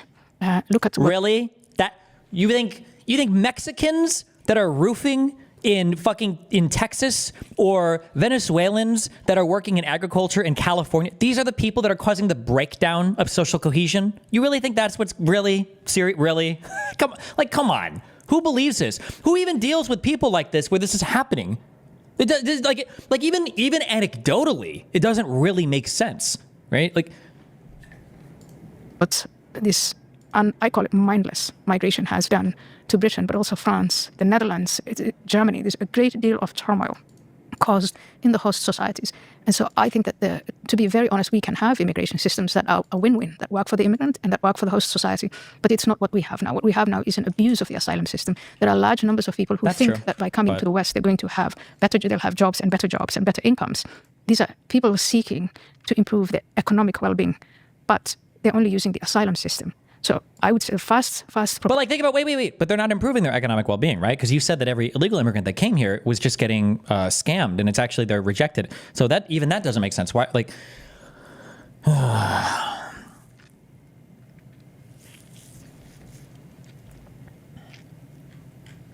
Destiny literally not even listening to it. What do you think I'm not listening to? She's just giving me a European take on problems with European immigration, a right-wing European take on problems with European immigration. But which, by the way, from what I've seen, which isn't a ton, I kind of agree with. I think Europe has issues dealing with immigrants, and I think they've done a really poor job at, in some ways, integrating people into their workforce, integrating people into their cultures, and then explaining to the public or giving acceptable answers to the public about what they're doing about immigration. I think European countries, Western European countries, have misstepped a lot when it's come to dealing with these issues. So when people make these claims about immigration issues in Europe, I think there is a lot of validity to them. When Americans try to co-opt European immigrant complaints, it is cringe as fuck. It is a totally different environment, not even remotely comparable. Bro, the United States, it'll never happen for reasons that are just tragically fucking stupid. If you wanted to supercharge the U.S. economy and you wanted to just fucking obliterate China and the rest of the world, and potentially South America, you just open our borders and say, hey, listen, if you want to come up here and work a fucking job, then by means, grab a shovel, grab a basket, grab a cash register, whatever the fuck, come on up here and work. And it would be explosive in the best possible way for the U.S. economy. Because we can take people, we can put them the fuck to work. Because despite all our illegal immigration and everything else we complain about, what is our unemployment? I think it's still below 5%, isn't it? Jesus, it's still only 4.1%. We're still under natural rate of unemployment. We can put these motherfuckers to work. We do a really good job at integrating employees into our economies, right? proposal I would make is for Western countries to withdraw from the Geneva Convention and just shut down the asylum systems and then develop their own national asylum laws so that they can choose who they want to take as asylum seekers, which would always be a really tiny number, and then develop an economic immigration policy that, again, is a win-win for the people who are coming and the people who are here. A final question for you. I asked you earlier what you might have said to Christopher Hitchens, if you could go back in time or bring him here today. I've asked you what you would say to my atheist listeners or to other Christians. Just on a personal level, if you could go back in time and speak to atheist Ayan, what would Christian Ayan say to atheist Ayan 10 years ago? Christianity is radically different from Islam. Christianity is unique. Everything I love and care about Western society and Western civilization is a product of Christianity. And I would have... Who is this person? Why I converted? How long ago did she convert? Did some fucking preacher make his way and like fucking mind rape all the IDW dipshits and now they're all like converting? Because Russell Brand did this cringe shit recently as well. Did she convert along with him? I don't know this lady that well. Maybe she's not a total dipshit and she is just totally uninformed on all of this stuff. I'm not sure. Maybe, I don't know. Then said to Christopher Hitchens and Sam Harris and Richard Dawkins, all of my atheist friends, how do you square this? Why would you be throwing the baby out with the bathwater? Is there nothing you want to retain? The baby out with the holy water. With the holy water, yeah. And I think I would have also I would have paid more attention to the Christian apologists at the time who were debating all of these things. And, I owe them a huge apology. And I think a lot of us owe them a huge apology. Well, Ayan, thank you so much for your time. Thank you for sharing your story. As you say, this is a work in progress, and there'll be a book at some point when it's ready detailing more of what brought you to faith. But I appreciate that it's still somewhat up in the air. You're still learning, and so I appreciate all the more that you're. Yeah, I hope I'll bring sort of more concise answers and more well thought through answers than at this stage of discovery where I am in now. I think there's something wonderful about capturing that moment. I mean, it'll be great once you have a thought out theology and you've picked your denomination and you're condemning everyone else as a heretic or whatever it is that you might do in the future. For now, this moment where it seems like it's maybe the wrong time to speak because you're still working it all out. There's something about capturing that moment that I think is so beautiful and also probably helpful to people in a similar circumstance. So I'm sure they're appreciative as I am for you taking the time to do this. Yeah. Thank you. Watch my episode with Richard Dawkins by clicking the link on your screen. To support the show and get early access ad-free to episodes, subscribe to my Substack at alexoconnor.com. Thanks for watching, and I'll see you in the next one. Wow.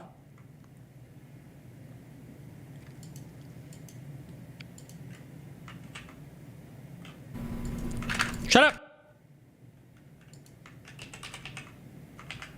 Destiny Clips. This is not my channel. Who's stealing my shit? Mother... 19,000 views. Wait, is this a short clip or is this what the fuck? What's going on over here? Based.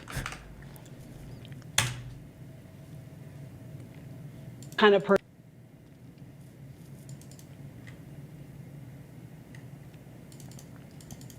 What do you think is the problem with immigration in Europe? This is a very top-down view, but this is my perception of the problem, is that in Europe, it seems like, I don't know if it's because of the social services you guys offer or what, it seems like it's a lot harder to move to a European country and start working. That sounds really dumb and simple, but it feels like that's like an underlying basis for a lot of issues that European immigrants deal with. Like, it feels like people are very hungry in the United States that is, even if you illegally immigrate here, like you get a job fucking immediately, you start working and you're just boom, you're there. And there's not much reason, despite what conservative dipshits say, there's not much reason to immigrate to the United States for like our social benefits. They're not really that great. So you can go to Europe broadly, and this seems to apply to a lot of Western European countries, at least Germany and Sweden. You go to some of these places, you end up sitting in some place where you don't really speak the language at all. And then you're kind of in language classes and you don't have to get a job, or you're forbidden from getting a job for 1 or more years. And then more of these people kind of come in and they're consuming like quite a bit of social services.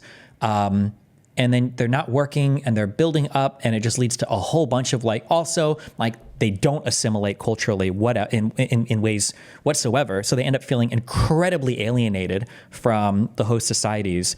And they're basically just outsiders that start to accumulate in ghettos, and they're not allowed to work, and it's taking a while to learn the language, and it's just a fucked. That just feels like, are you talking about asylum seekers or normal immigrants? I'm talking about asylum seekers and illegal immigrants. Mainly it's usually like that asylum process, I think, for European immigrants are the ones that are ending up like post 2013. A lot of this happened. It's just like a super fucked situation.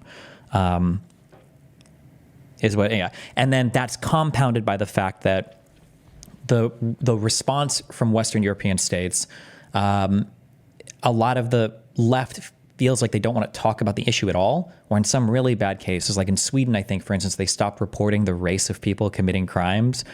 And so obviously if the left doesn't want to talk about it, well, now your racist right parties are going to get big and they're going to talk about it.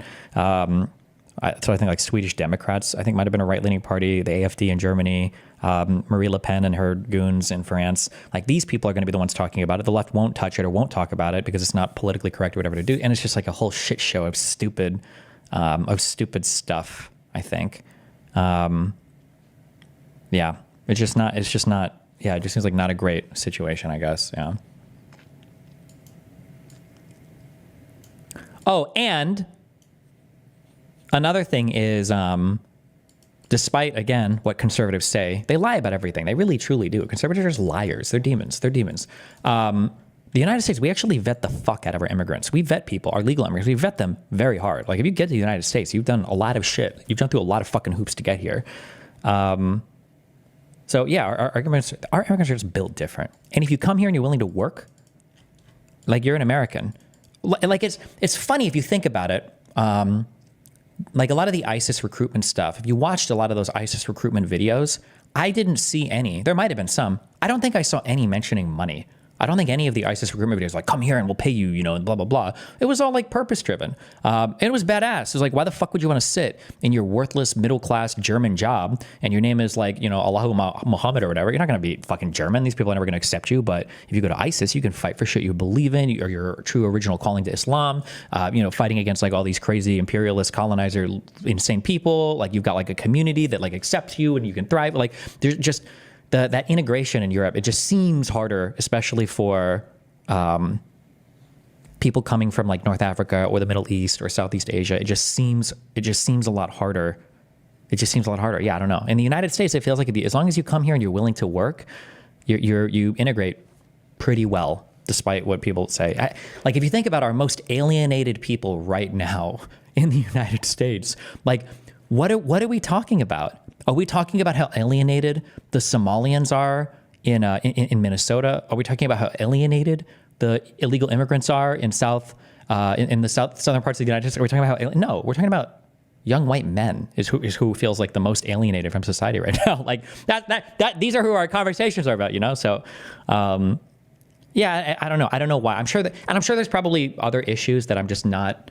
That I'm not even aware of or not considering, but just immigration is just so much different in the United States. We deal with our illegal immigrants are vetted harder. Our illegal immigrants just don't get as many social benefits. They come here usually for work. Yeah.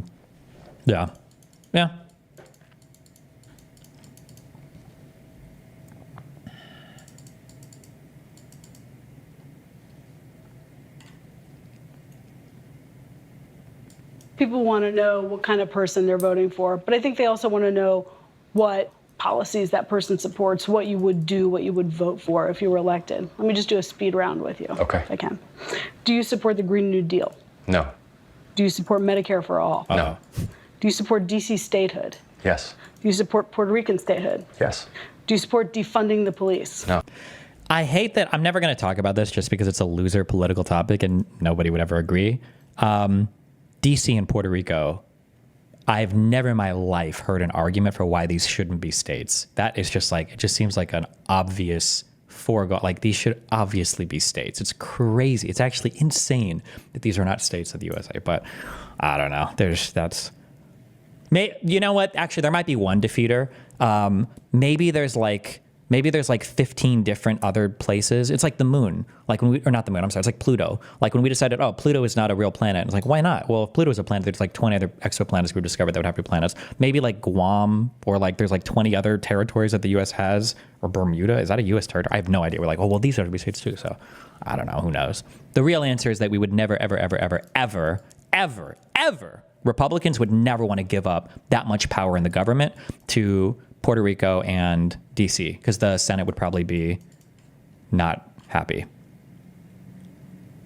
For all? No. Do you support DC statehood? Yes. Do you support Puerto Rican statehood? Yes. Do you support defunding the police? No. Do you support abolishing ICE? No. Do Do you support expanding the Supreme Court? No. Do you support ending the filibuster? Maybe. Okay, tell me more. It's not just a question of yes or no filibuster. What I will consider is the implications in the long run when the shoe is on the other foot. Wow. I'm retarded. Is Puerto Rico a U.S. territory that isn't a state? How does that work? They're just like, Puerto Rico is kind of like the American version of the West Bank, except with less autonomy. Think of it that way.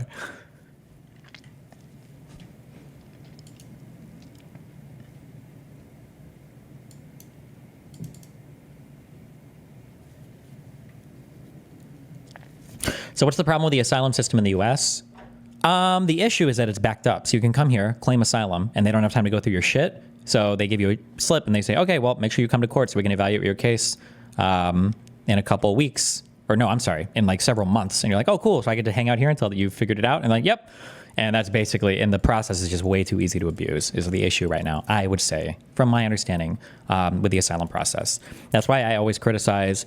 But again, like it's hard because nobody pays it. Nobody knows what the actual issues are. It's difficult, but the issue is not like building a wall or having a more strict, like to prevent illegal immigrants from coming in. Like it's not, the problem right now is not illegal. We don't have an illegal immigrant problem. We have an asylum seeking problem. And that's like a systemic on the books problem that needs to change. And you need to pass laws or do things, I think, to really account for that. And Congress has been ineffective. Well, pressure from Trump and the Republicans has made it impossible. Yeah. Why wasn't asylum abused as much previously, or why does it seem like much of a problem now? I don't know. I try to find theories on that. And the thing that I found that most people kind of agree on is that basically there was a lot of natural reduction in immigration during COVID because a lot of people were sick, a lot of people things were closed, like it just not as many people illegally immigrated or immigrated at all. And then after COVID ended, there's this huge explosion of people moving, and then a lot of people tried to claim asylum for a variety of reasons. And then once that process got backed up and people figured out that like, oh, cool, wait, catch and release. If you catch me and I claim asylum, then like I'm basically given a court slip because the systems are backed up. And then once people figured that out, more and more people started to come. Like, oh shit, bro, I'm on that asylum shit. I'm on that asylum shit. Hell yeah. Yeah.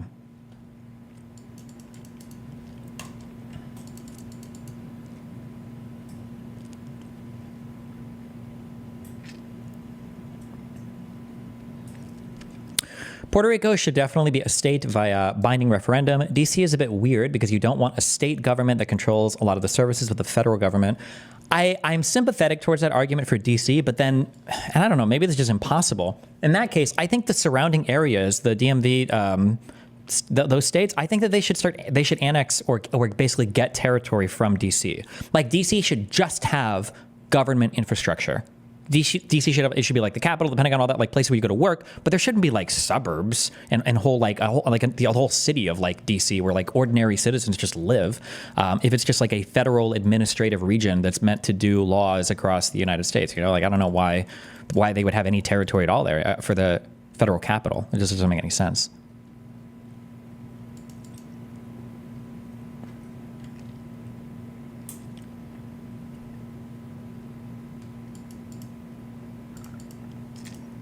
If you can show me how to fit 52 stars on the flag, I'll sign on, but not until then. What did our flag look like? How many stars have we had on our flag? Like, was there a time when we had 49 stars? Or did we do like Alaska and Hawaii at the same time or whatever? I don't even know. For the first time since 1912, the United States flew a new flag, one with 49 stars, unfurled on Independence Day, July 4th, 1959.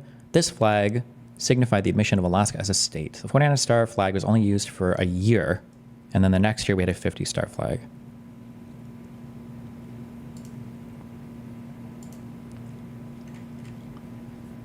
We could do it.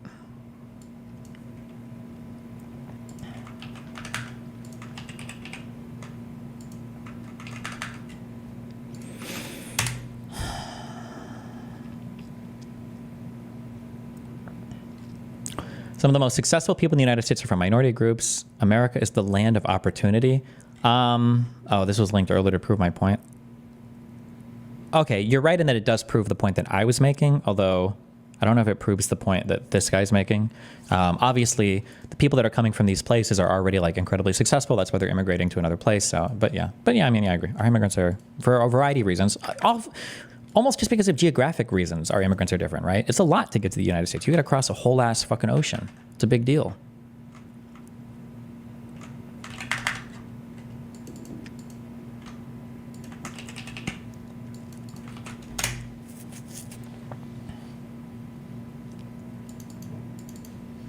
Holy, oh my God. Oh my God, you're so right. The United States should only have 50 states. Puerto Rico and DC should be thrown into the bucket with all the other 50 states. And every 4 years, when we vote for president, the bottom 2 performing states are dropped out of the Congress and the Electoral College. So now we have 50 states, so everybody's happy with the flags, and we're doing capitalism because the lowest performers are kicked out of the vote. Problem solved.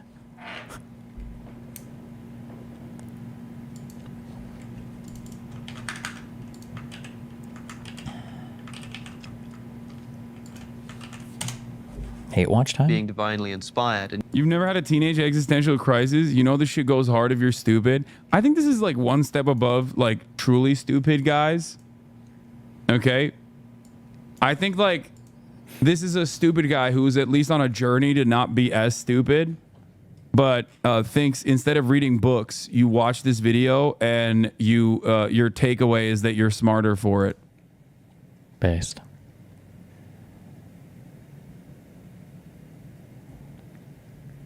If that makes sense.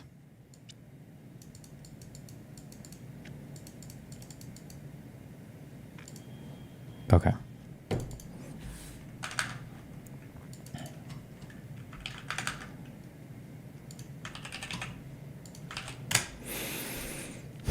It the way it is right now. There have been very few problems. Leave it the way it is. North Carolina, what they're going through with all of the business that's leaving and all of the strife, and that's on both sides. You leave it the way it is. There have been very few complaints the way it is. People go, they use the bathroom that they feel is appropriate. There has been so little trouble. Wait, when is this from? And the problem with what happened in North Carolina. Oh, 2016. I was going to say, he sounds way more vibrant here. Yeah, okay, sorry.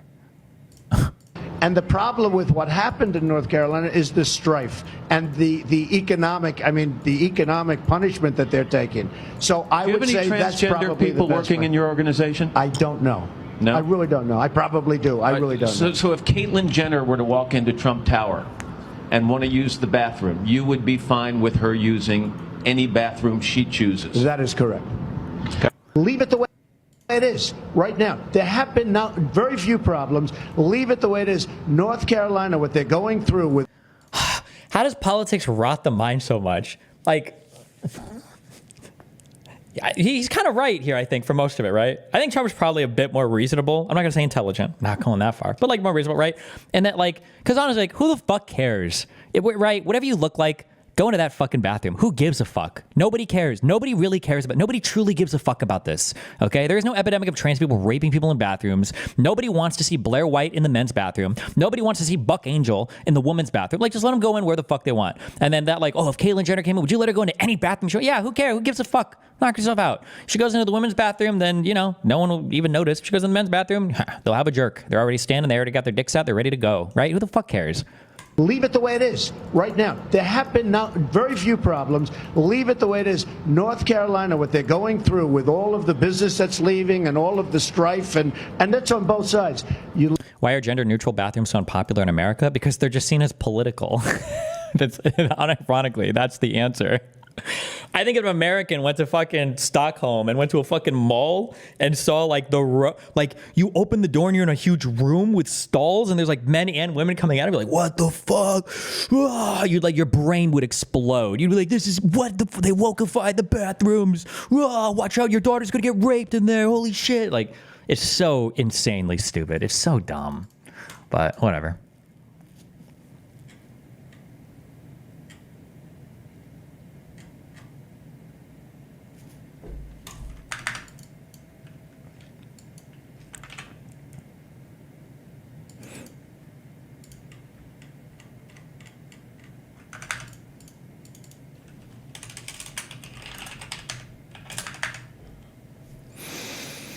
you see the latest outrage bait from Joe Rogan today? Nope. Does the U.S. have gendered airplane bathrooms? No. But it's only one person at a time, so. What about dressing rooms? Same principle? Oh, no. Can we please have a moment of silence in chat for the guy who's 24 years old and still pulls his pants all the way down to his ankles to go pee? Can we please have a moment of silence for that man? He is suffering greatly every day, and he doesn't realize it. Moment of silence, please.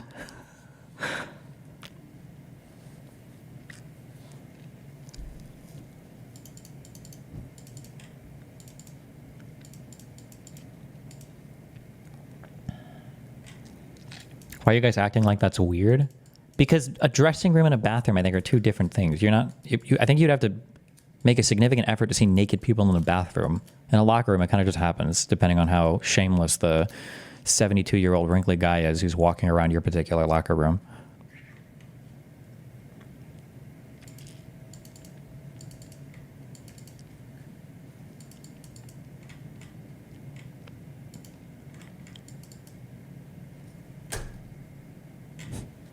Also, gender-neutral bathrooms would also solve everything, too, because then you wouldn't have to worry about the rapists going into the women's bathrooms, and now the rapists would just be in all the bathrooms, and then the rapists would fight each other. Peace through strength. There would be no more rapists. Because why would you go into a bathroom to rape people if other rapists could be in there? Now there's a gender-neutral bathroom. All the rapists are there, so you can't rape anybody. We call that MAD. Mutually assured desecration. I don't know.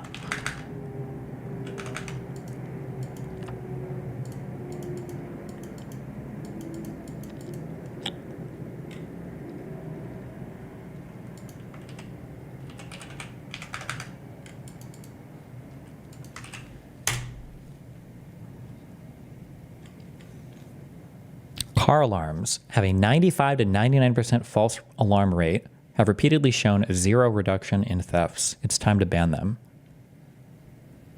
True. How many times? Car alarms are actually so normal that you assume when you hear a car alarm, oh no, who set this off accidentally? You don't even assume danger. You just assume that, like, oh wow, somebody must have accidentally set off their car alarm again. Even if it's the shadiest person possible, in the shadiest area possible, at the shadiest time possible.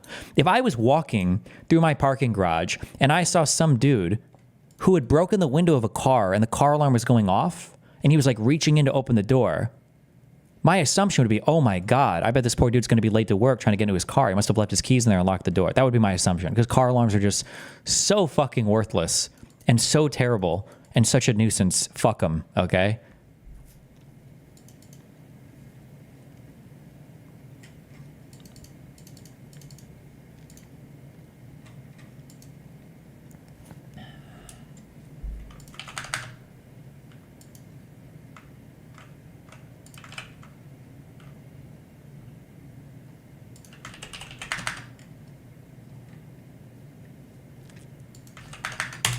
Okay, everyone go home. The Onion has done it. The Onion has done the funniest thing imaginable, and they have purchased Alex Jones's InfoWars out of bankruptcy. It's unclear exactly what they intend to do with it, but treating it with respect is probably not on the top of my list.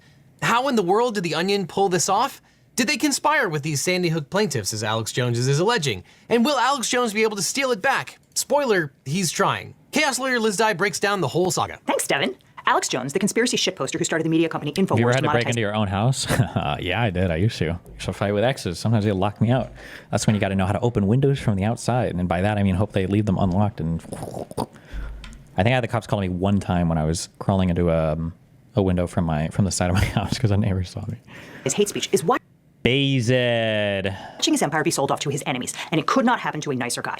On December 14th, 2012, a deranged kid with a powerful weapon gunned down 20 first graders and 6 staffers at Sandy Hook Elementary School in Newtown, Connecticut. Within hours, Jones called his surviving family members crisis actors and speculated that the massacre was actually a false flag operation perpetrated by the Obama administration to gin up support for gun control. He also encouraged his millions of fans to do your own research, which resulted in his ghoulish supporters harassing the grieving parents for years, accosting them in public, and even forcing them to flee their homes. When confronted with the horrifying consequences of his actions, Jones doubled down, calling himself a warrior for free speech. In 20 2018, 2 sets of family members filed defamation suits against Jones and Free Speech Systems, the parent company of InfoWars. One suit was filed in Texas, where Jones lives, and the other was filed in Connecticut, where the families lived.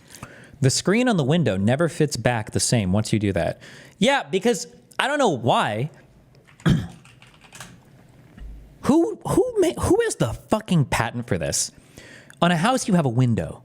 And the window, I don't know if this is vinyl or plastic, hard plastic or whatever. It's got a thing, and it's real. That's a real-ass material. And you have an opener, and the window goes up and down, and it opens, and it's real. And then behind that, you have this screen, but the screen is made of a permanently, I don't want to call it a flexible material because that implies you could unbreak it, but it's the most flexible and then broken one. It's like I don't even know what to describe this thing as, but you take the screen off and then it bends and you're like, oh, this is broken forever now. And it's fucked. And because of the way when it bends in the middle, like one part like bulges out and it's just fucked forever. Cool. Okay, awesome. I don't know what the fuck these are called. Fuck whoever made these. What is he talking about? Window screen. I don't know. Maybe, listen, I don't know how many people break into their houses, but you have to take the screen off to get in. Okay. And when you take the screen off, especially from the outside, it's fucked. These things, they always flex in the middle and break, or they don't break. They just never fit on right again. They're just fucked.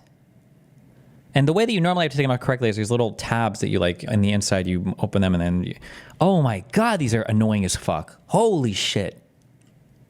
Look at this poor guy. Oh.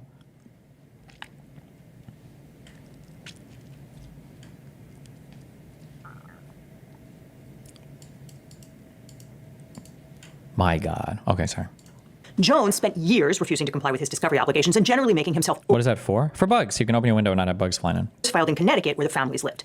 Jones spent years refusing to comply with his discovery obligations and generally making himself odious to the court. At one point, he went on the air and called the parent's lawyer, Chris Maddie, a little white Jew boy jerk-off son of a bitch. His lawyers threatened to sue my employer when I reported that one, despite the fact that it was in a court transcript, which he failed to contest before or since. Jones's conduct was so egregious that he eventually got 2 default judgments against him.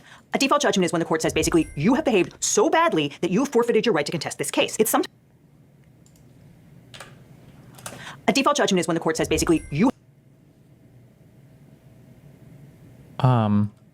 have behaved so badly that you have forfeited your right to contest this case. Oh, hold on. I want to be really careful when contradicting any lawyer shit, okay? You should probably believe them over me, but I'll just enter this in because I don't think she's completely correct there. I believe that a default judgment can be awarded if you're not contesting the factual claims that would make a particular thing illegal and would entitle the plaintiff to judgment. So for instance, if somebody were to sue me, she's probably being overly broad. I don't care that she's being overly broad. These are lawyer people using legal terms. I just don't want somebody to think this for the future. But for this case, it might be correct. Maybe that's why or whatever. But like if somebody were to sue me and say, hey, this guy owes me rent for 2 months. He owes me $3,000. And then let's say that so he files that complaint to the court. I get, what is it called? Is it a subpoena? No, you get served papers or whatever. And then let's say that I file a motion to dismiss or something, or motion for summary judgment. And I file and I say, okay, what he's alleging is true. I didn't pay him and I did sign the lease and I do agree to that. I'm not disputing the facts there. However, he's Jewish and fuck them. They don't deserve the money. So I'm actually not going to pay this guy back, right? Or, I'm sorry, that's more charge. Let's just say I say something where it's like, he did indeed, I did agree, I signed the lease and I didn't pay him the money. But I was just like really down on my luck. I couldn't afford to pay him. I didn't have the funds for it. And I don't think it's fair that he's coming for my money, 2 years later, right? A judge might look at that and a judge might award a default judgment. What's the difference between default judgment and summary judgment? Ooh, wait, maybe I'm mixing. Because I think you could get a summary judgment for that where the judge basically says, okay, well, you're not even disputing the facts and the facts determine that like this would be the penalty and like you just lose the case. There's no point in going to court. You're not even contesting the fact of the matter. And then if you're not going to contest the fact of the matter and the facts legally lead you to having this, civil liability, then you lose, right? But hold on. Now I'm wondering if maybe I'm mixing this up with a summary judgment. Hold on, let me read real quick. A default judgment, also known as judgment by default, is a ruling granted by a judge or court in favor of a plaintiff in the event that the defendant in a legal case fails to respond to a court summons or does not appear in court. Oh, maybe the default is literally just a failure to respond then. The default decision may be vacated if the defendant can establish valid reasons for not appearing in court. Okay, I'm sorry. What I just said was a summary judgment. See, this is why, okay, even though I can learn stuff and know the concept of it, this is why you don't listen 100%, because I'm not a lawyer and I don't practice law and I could get things wrong. Okay. So what I'm talking about is just a summary judgment. Default judgment sounds like it's generally somebody who fails to respond, basically. Okay. But still, not necessarily bad behavior, because I think if you engage in bad behavior, I think you can face a lot more liability than just a default judgment, right? I think default judgment should just be, I believe, what the plaintiff is asking for, but okay. Well, all right. Against him. A default judgment is when the court says basically you have behaved so badly that you have forfeited your right to contest this case. It's sometimes called death penalty sanctions because it's a. But I don't know if you've ever. I don't think you forfeit the right to do it either, right? Because it's just said here, like, well, if you like, let's say you're in the hospital or something, right? I mean, like, you can have something. There could be a reason why you missed a filing, but okay. But all right, sorry. Right. You have behaved so badly that you have forfeited your right to contest this case. It's sometimes called death penalty sanctions because it's a draconian punishment that's almost never applied. And Jones managed to get it twice, meaning that neither the Connecticut plaintiffs nor the Texas plaintiffs had to prove their cases in court. So when they finally went to trial in 2022, the only question for the jury was how much money Jones was going to have to pay to the Sandy Hook families. And the answer was a lot. In Texas, the award was almost $50 million in compensatory. Jesus. So he didn't even fight the. How is this so fucked? So he didn't even fight the actual case? That seems so. Like, there were a lot of really stupid things. Fuck me. I wish I could just duplicate days. Bro, listening in court when Alex Jones is on the stand and he finds out that, the plaintiff has all of the text. Jones, you know how an iPhone works, right? You've had iPhone text messaging for several years now. Yeah. What does it mean if the messages are in blue? Whose messages are those? Whose phone is this taken from? I don't know whose phone's taken from. I mean, I turned the phone over and said, take the stuff off. Can I have you look in the very bottom below the very bottom left corner? Is that your phone number? Yes. So you did get my text messages. And it said you didn't. Nice trick. Yes, Mr. Jones. Oh. Indeed. You didn't give this text message to me. You don't know where this came from. Do you know where I got this? No. Mr. Hold on, just to be clear, Pisco can correct me if I'm wrong, okay? But this is like TV shit. It doesn't happen. It doesn't happen that you're in court and the plaintiff or the defense has like magical evidence that you don't know about. That just doesn't happen. It's never supposed to happen. This is never, ever supposed to happen. This is like TV shit where it's like, I'm going to call a surprise witness to the stand, or I want to enter this surprise item. It's like, no, excuse me. We needed that before the fucking trial began. You can't just have this like show up. But this is so wild, bro. Mr. Jones, did you know that 12 days ago, your attorneys messed up and sent me an entire digital copy of your entire cell phone with every text message you've sent for the past 2 years, and when informed, did not take any steps to identify it as privileged or protect it in any way. Because you can make a mistake and you can still go before the judge, I believe, and it would be some other motion or request. I don't know all the motions or requests. Okay, this is why they're lawyers. They get paid to know all these fucking things, or at least for their staff to know them. You could say, hold on, that was a mistake. This is privileged information. You can't show this in front of a jury. We're going to argue over what you're allowed to even talk about here. But you have to. Another reason, okay, courts are huge. They deal with a lot of cases. The most important part of a lawyer, it's not that an individual isn't smart enough or that you couldn't understand necessarily how to do a court case or whatever. There's a lot of process that needs to be followed. You can't miss your filing dates. For the love of God, don't file motions or complaints with fucking typos in them, okay? You need to know like who things need to be addressed to, when they have to be responded to, what time, what your rights are, like what right do you even have to contest a particular thing or to do something? Like, do I have to answer this question? Do I need to respond to this motion? What can I do to circumvent this, right? An ordinary citizen just doesn't know all those things. They're all there. It's public information if you want to go and read up on every single thing related to, civil procedure and all that bullshit. But an ordinary person's not. But your lawyer should be taking care of this. The fact that his lawyer just like fumbled, I don't know who this lawyer was or what the fuck is happening here, but oh my God. Every text message you've sent for the past 2 years, and when informed, did not take any steps to identify it as privileged or protect it in any way. And as of 2 days ago, it fell free and clear into my possession. And that is how I know you lied to me when you said you didn't have text messages about Sandy Hook. Did you know that? I told you the truth. This is your Perry Mason moment. I gave them my phone, and then... Mr. Jones, you need to answer the question. No, Did you know this happened? No, I didn't know this happened. But I mean, I told you I gave them the phone over. But just answer the question. You said in your deposition, you searched your phone. You said you pulled down the text, did the search function for Sandy Hook. That's what you said, Mr. Jones, correct? And I had several different phones with this number, but I did, yeah. Well, of course. I mean, that's why you got it. No, Mr. Jones, that's not what happened. Bro, you can't do that. It's like this. What a clown show. Oh my God. Anyway.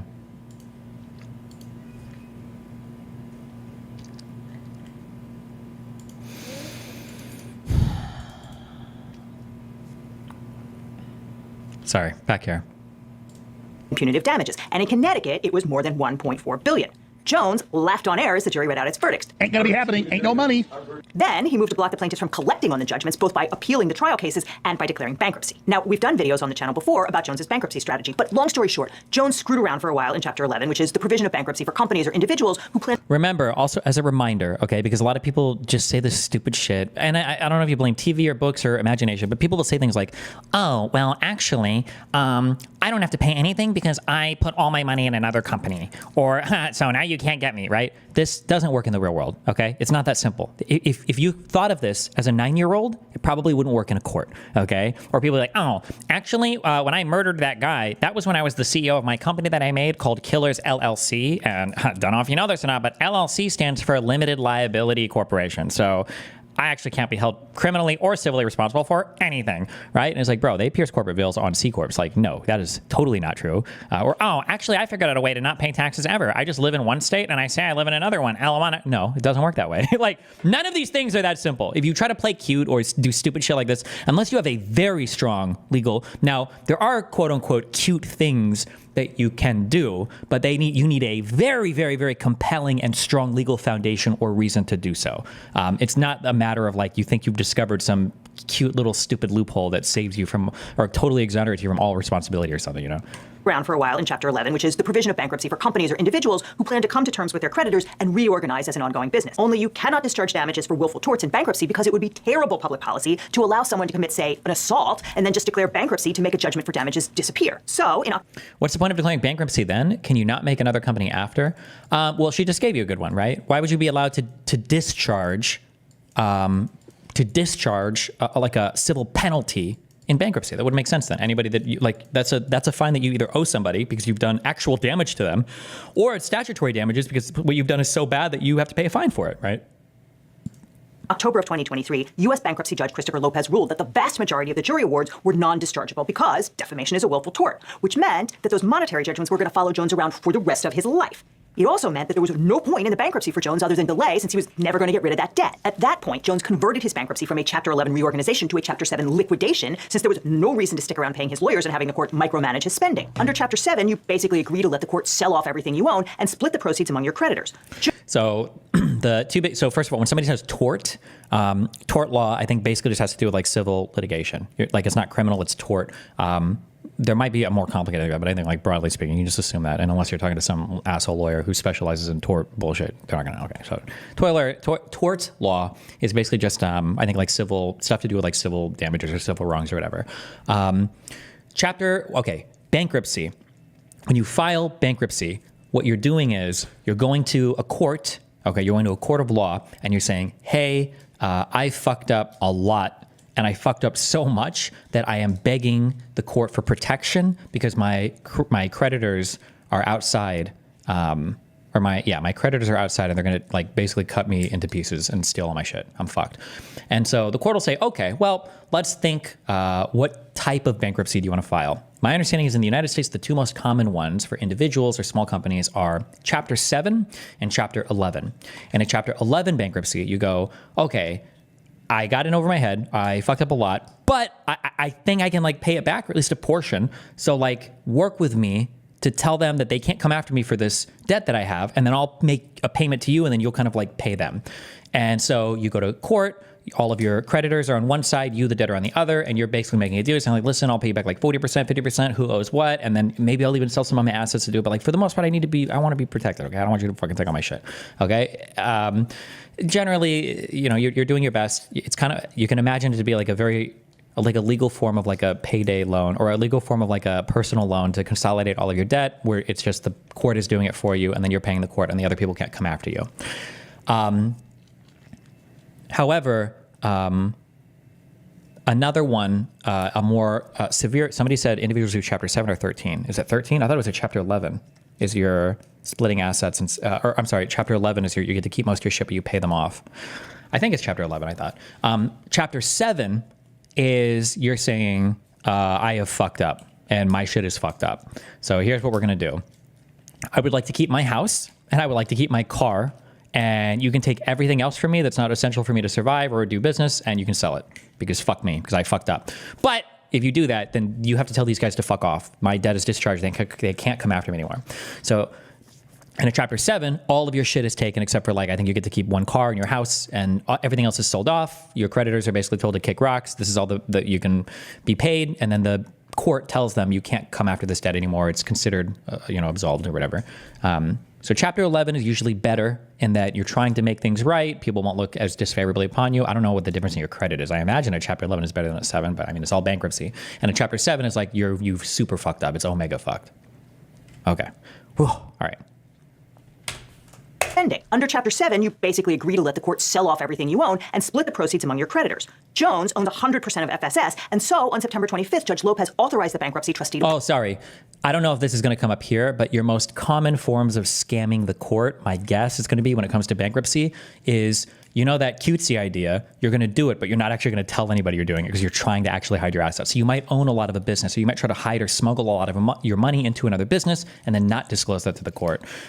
So like, let's say that I get sued and I'm like, fuck me, I'm doing bankruptcy. Maybe I say, I have this other company, my Bridges podcast company. I'm going to start funneling all of my income through that company. And I'm going to say, well, here's all I have. And I'm going to show them my Destiny.gg bank accounts and pretend that that's all the money I have, and then liquidate that completely, and even say, get credit for a Chapter 7. But in actuality, I'm hiding a bunch of assets in another company that I haven't disclosed to the bank. And then you just have to pray that they don't find that, because if they do, now you're getting super fucked.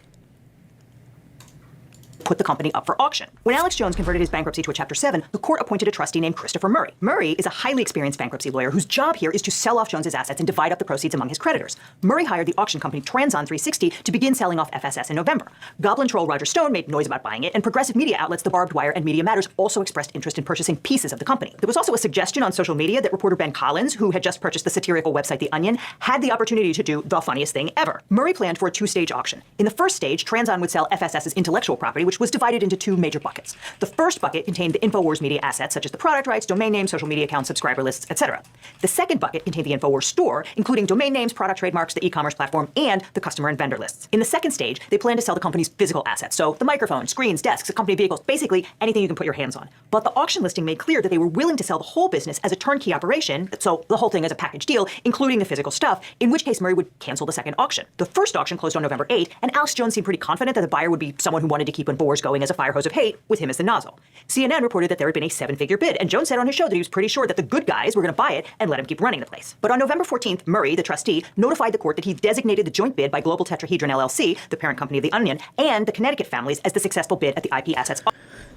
There's so much going on here where Jones might be an idiot and his lawyers might be an idiot. So maybe I'm looking for a reason where there is none. But why the fuck would you want to be forced to sell your company off under duress of bankruptcy instead of just like selling it off ordinarily to pay the judgment from the bank, right? Like, why wouldn't you just, like, if you knew that you were going to have to file bankruptcy to pay back this judgment, why wouldn't you just say, fuck it, listen, we're selling InfoWars, let's see who wants to buy, rather than waiting for it to be bankrupt, where now you're like, you have, like, people know that they're negotiating against you now in a way more favorable position. Like, oh, hey, Lil Gup, you don't want to sell this to me now? Okay, that's cool. I get that. I'll pick it up in auction later, right? Like, I don't know, it seems like... Auction. He said that the Onion deal was for the entire operation and was scheduled to close by November 30th, 2024. Collins posted on Blue Sky that the Onion, with the help of the Sandy Hook families, has purchased InfoWars. We are planning on making it a very funny, very stupid website. We own everything, the broadcasting equipment, the supplements, the intellectual property for Brainforce Plus. We are still trying to figure out what to do with it. And then he put out the statement from the fictional CEO, Bryce P. Trader, promising to melt down all the vitamins into one candy bar-sized pill that would bring immortality. In case you didn't catch that clever wordplay from the Onion. Wait. I'm trying to read. I need to listen. Hold on. pay as little as possible. Destiny Company is worth less than what Jones has to pay. Well, but I don't understand that. What you just said, I don't know if that makes sense, but okay, sorry. For Brainforce Plus. We are still trying to figure out what to do with it. And then he put out the statement from the fictional CEO, Bryce P. Tea Trader, promising to melt down all the vitamins into one candy bar-sized pill that would bring immortality. In case you didn't catch that clever wordplay from The Onion, Tea Trader is the German word for tetrahedron. Chris Maddy, the attorney for the Connecticut plaintiffs, put out his own non-satirical statement saying, our clients knew that true accountability meant an end to InfoWars and an end to Jones's ability to spread lies, pain, and fear at scale. By divesting Jones of InfoWars assets, the families and the team at The Onion have done a public service and will meaningfully hinder Jones's ability to do more harm. And there was great happiness in the land. The Onion, which for 10 years has posted a story about every mass shooting under the headline, No Way to Prevent This, as only nation where it regularly happens, was going to take over the site that caused more than a decade of abuse for the Sandy Hook families. And The Onion had a multi-year advertising deal with Everytown for Gun Safety, a pro-gun control nonprofit founded by Michael Bloomberg. Even Fox News managed not to get suckered by the fake Tea Trader announcement. But it did go to air with the claim that The Onion has 4.3 trillion daily readers. It has 4.3 trillion daily readers. Not everyone was pleased, though. Obviously, Alex Jones was pissed, and so were his allies who got beat out in the auction. And they were not going to go quietly. And just like they tried to shut us down back in late May without court order, they're supposed to have a court order. There's going to be injunctions filed. I'm about to go live out of Harrison's American Journal studio. I don't know what's going to happen, but I'm going to be here until they come in here and turn the lights off. Now, obviously, Jones would have benefited from having a better lawyer during this whole bankruptcy process. But if you want a great lawyer from the start, my law firm, the Eagle Team, can help. If you've suffered a data breach, especially if you got one of those data breach letters, we're involved. So I don't... I mean, like, every judge is different, and I don't have firsthand experience, obviously, doing litigation or observing a lot of court cases, right? I've probably watched start to finish probably less than a dozen in my whole life. I haven't watched like a ton of these. But I would be curious... I would be really curious if a judge would look favorably upon somebody who's like, because it feels like you're gaming the bankruptcy system by preferentially choosing buyers after you've engaged in a Chapter 7 liquidation of all your assets. That would be my assumption. I don't know if that's true or not. Maybe they wouldn't give a fuck, but I feel like a judge would be like, are you, maybe the judge is not even involved at this point. Maybe now it's just the person assigned by the court to do the liquidation. I don't know. Involved in a car crash or dealt with sexual harassment from Alex Jones or anybody else, we can represent you or help find you the right attorney. Because it's so important to talk to a lawyer right away so you can maximize your recovery. Oh, my bad. I'm so stupid. I'm such a fucking moron. Matthew is 100% correct. The reason why you would sell the company in bankruptcy and not sell it before bankruptcy is because if you sell it before bankruptcy, but you're still owning, you still owe a ton of money, then selling the company didn't help you. I was assuming for some reason that the company was selling for more than the total judgment against them, but you're absolutely right. That's right. And find out what your options are. So just click on the link in the description or call the phone number that's on screen right now for a free consultation with my team. Because you don't just need a legal team, you need the Eagle Team. So click on the link below. When he notified the court of the deal, Murray said that the runner-up bidder was a company called First United American Companies, LLC, or FUAC. It's not clear who the AC is that the company was FUing, but they were definitely throwing up middle fingers about the results of the auction. Within hours, FUAC's lawyer Walter Cisak requested an emergency hearing to, quote, address the apparent defects in the sale process, including changing the procedures, lack of transparency, and inaccurate disclosures to interested bidders. Because the value of the assets is in the process of being destroyed at this very minute, FUAC requests a status conference today if the court's calendar can accommodate. Walter Cisak previously appeared as counsel for one Charlie Cisak, who was deposed during the Chapter 11 proceedings. The New York Times describes Charlie as an entrepreneur who had sold products through free speech systems in the past and who claimed ignorance of the relationship and then deleted references to InfoWars from his social media accounts when the paper contacted him. Judge Lopez held a hearing that very afternoon, and Cisak, the attorney, went first. He claimed that there had been no actual auction, that he did not know the winning bid, and that he'd never had a chance to match or counter the offer from The Onion and the Connecticut parents. The judge asked Murray if that was true, and Murray said, it's complicated, which is not what a court wants to hear in answer to a yes or no question. Judge Lopez hit the roof saying, we're all going to an evidentiary hearing, and I'm going to figure out exactly what happened, and no one should feel comfortable with the results of this auction. Okay. Yeah, so judge is probably not happy. I don't think you should be playing games. You probably shouldn't be playing games at this stage with the process. It's not cute, and I think a judge, if they see that you're fucking around, is not going to be happy that now, because now also again, I'm guessing here, but anything that's wasting the judge's time, where the litigants themselves should like have all this figured out in the process there for it, anything that's like having to force the judge to go in and have more hearings and evidentiary and all this shit is probably going to be annoying. Would be my guess.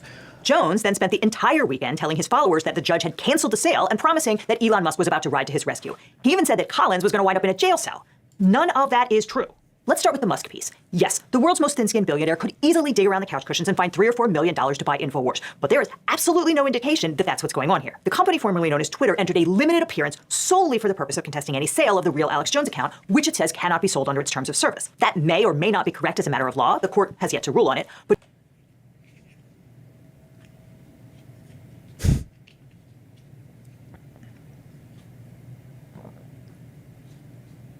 that's interesting.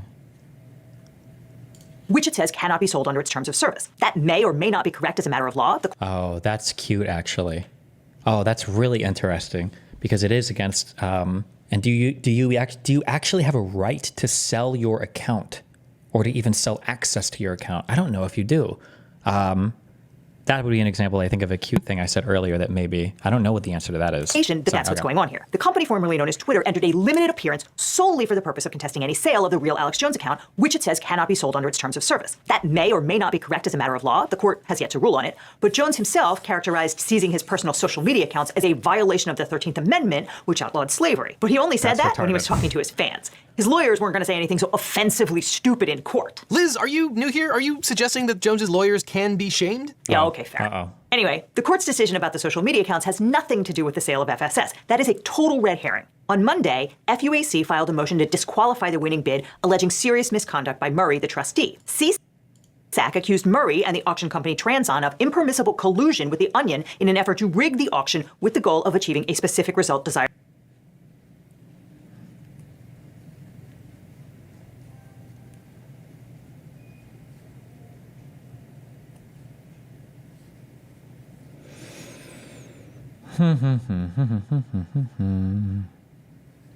Okay. By the Connecticut families. And he claimed that they changed the rules of the auction in violation of the court's order. Less than 2 hours later, Murray docketed a furious preliminary response, promising to respond in due course, fully and in Have felons prior efforts to bully the trustee and his advisors into accepting its inferior bid. FUAC now alleges that evidence collusion and bad faith in an attempt to mislead the court and disqualify its only competition in the auction. The trustee intends to respond in due course, fully and in detail to the barrage of baseless allegations, selective quoting, and half-truths in FUAC's recent filings. The trustee reserves all rights, including those under Federal Rule of Civil Procedure 11 and Federal Rule of Bankruptcy Procedure 9011, regarding the duties of attorneys to sign their names to pleadings in this court. Okay, interesting.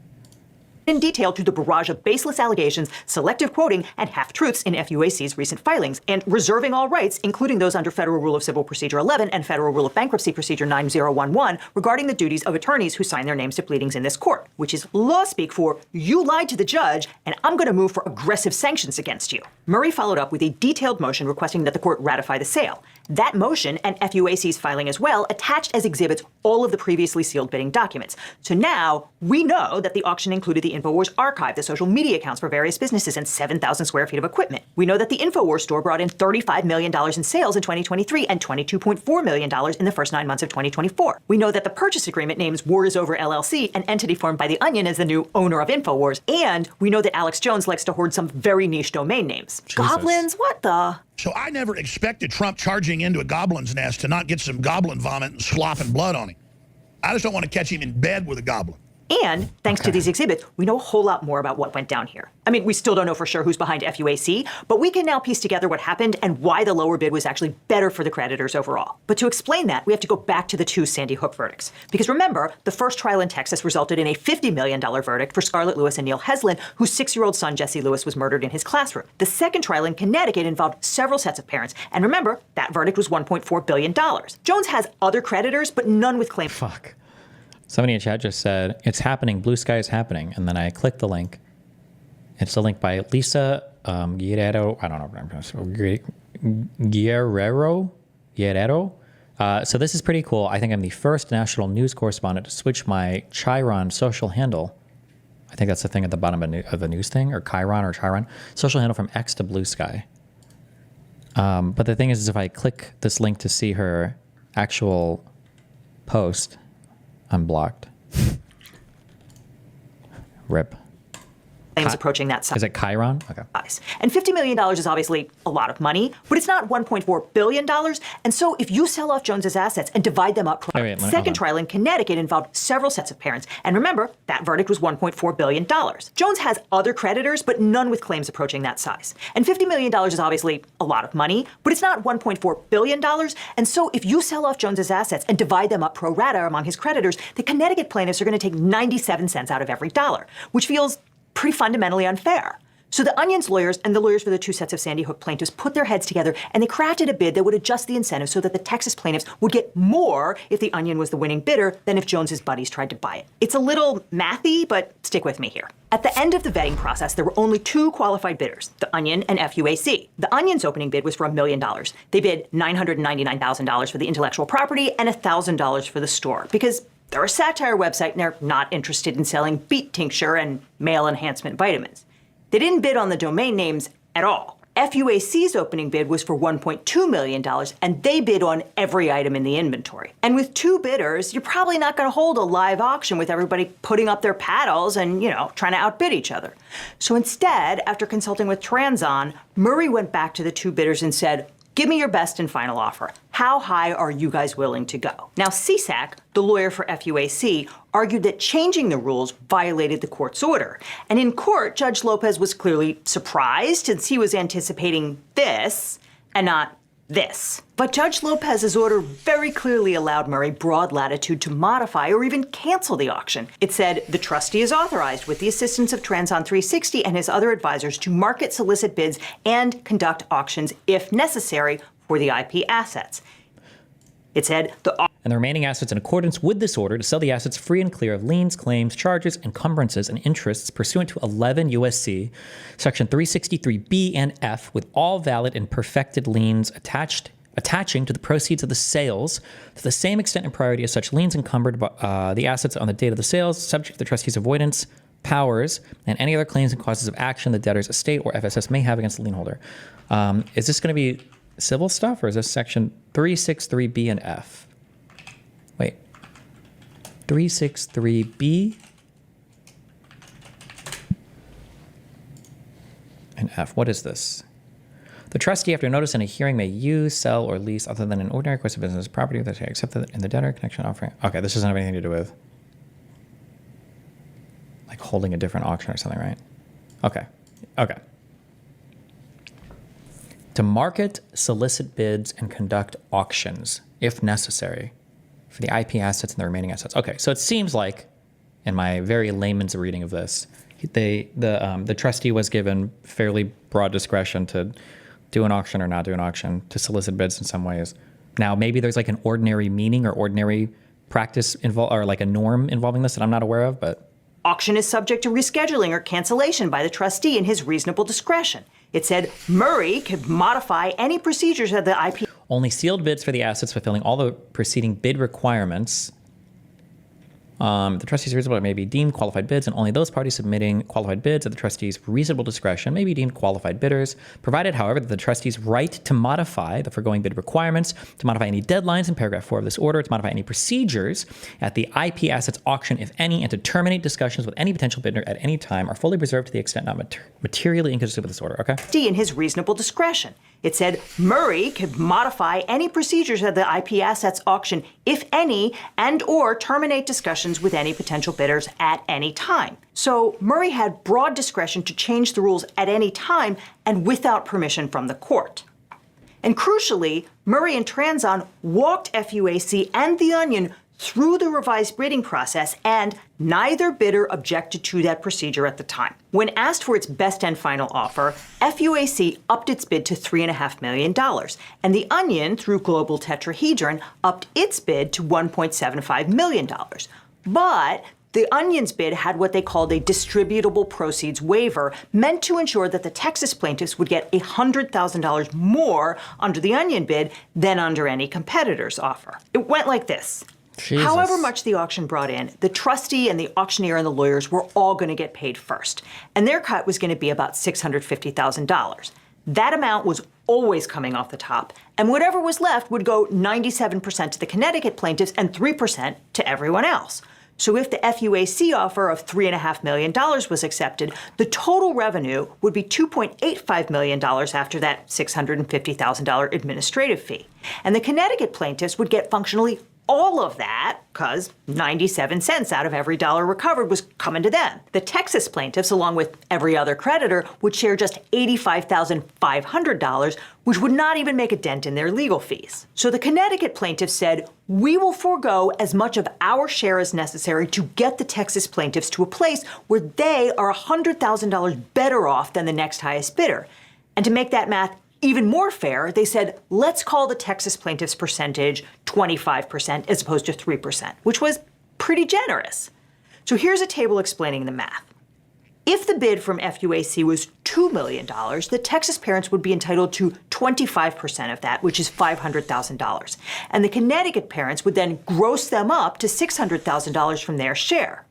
If the bid was $3 million, the Connecticut parents would ensure that the Texas parents got $850,000, and so on. In the event, FUAC's bid was $3.5 million, or $2.85 million after the administrative costs. 25% of that is $712,500. And so the Connecticut parents promised to get the Texas parents to $812,500, which would make them materially better off under this deal. Jesus. So just to finish this math problem, the Onion's best and okay. final offer was $1.75 million in cash. After paying the $650,000 in administrative expenses, that left $1.1 million. Under the 75-25 split, that's $825,000 for the Connecticut plaintiffs and $275,000 for the Texas plaintiffs. To get the Texas plaintiffs up to $812,500, that's the $712,500 plus the $100,000 that they agreed to get them, the Connecticut plaintiffs had to disclaim $537,500 and let the Texas parents have it. And that's exactly what they did. They cut a deal with the Onion to get paid on the back end out of ad revenue, and they handed the Texas plaintiffs more than $500,000 to ensure that Alex Jones wouldn't be able to use this platform to hurt people anymore. And Murray, the trustee, is almost certainly on firm legal ground when he says that this deal maximizes value for all the creditors, which is his job. It's kind of beautiful. Naturally, Jones...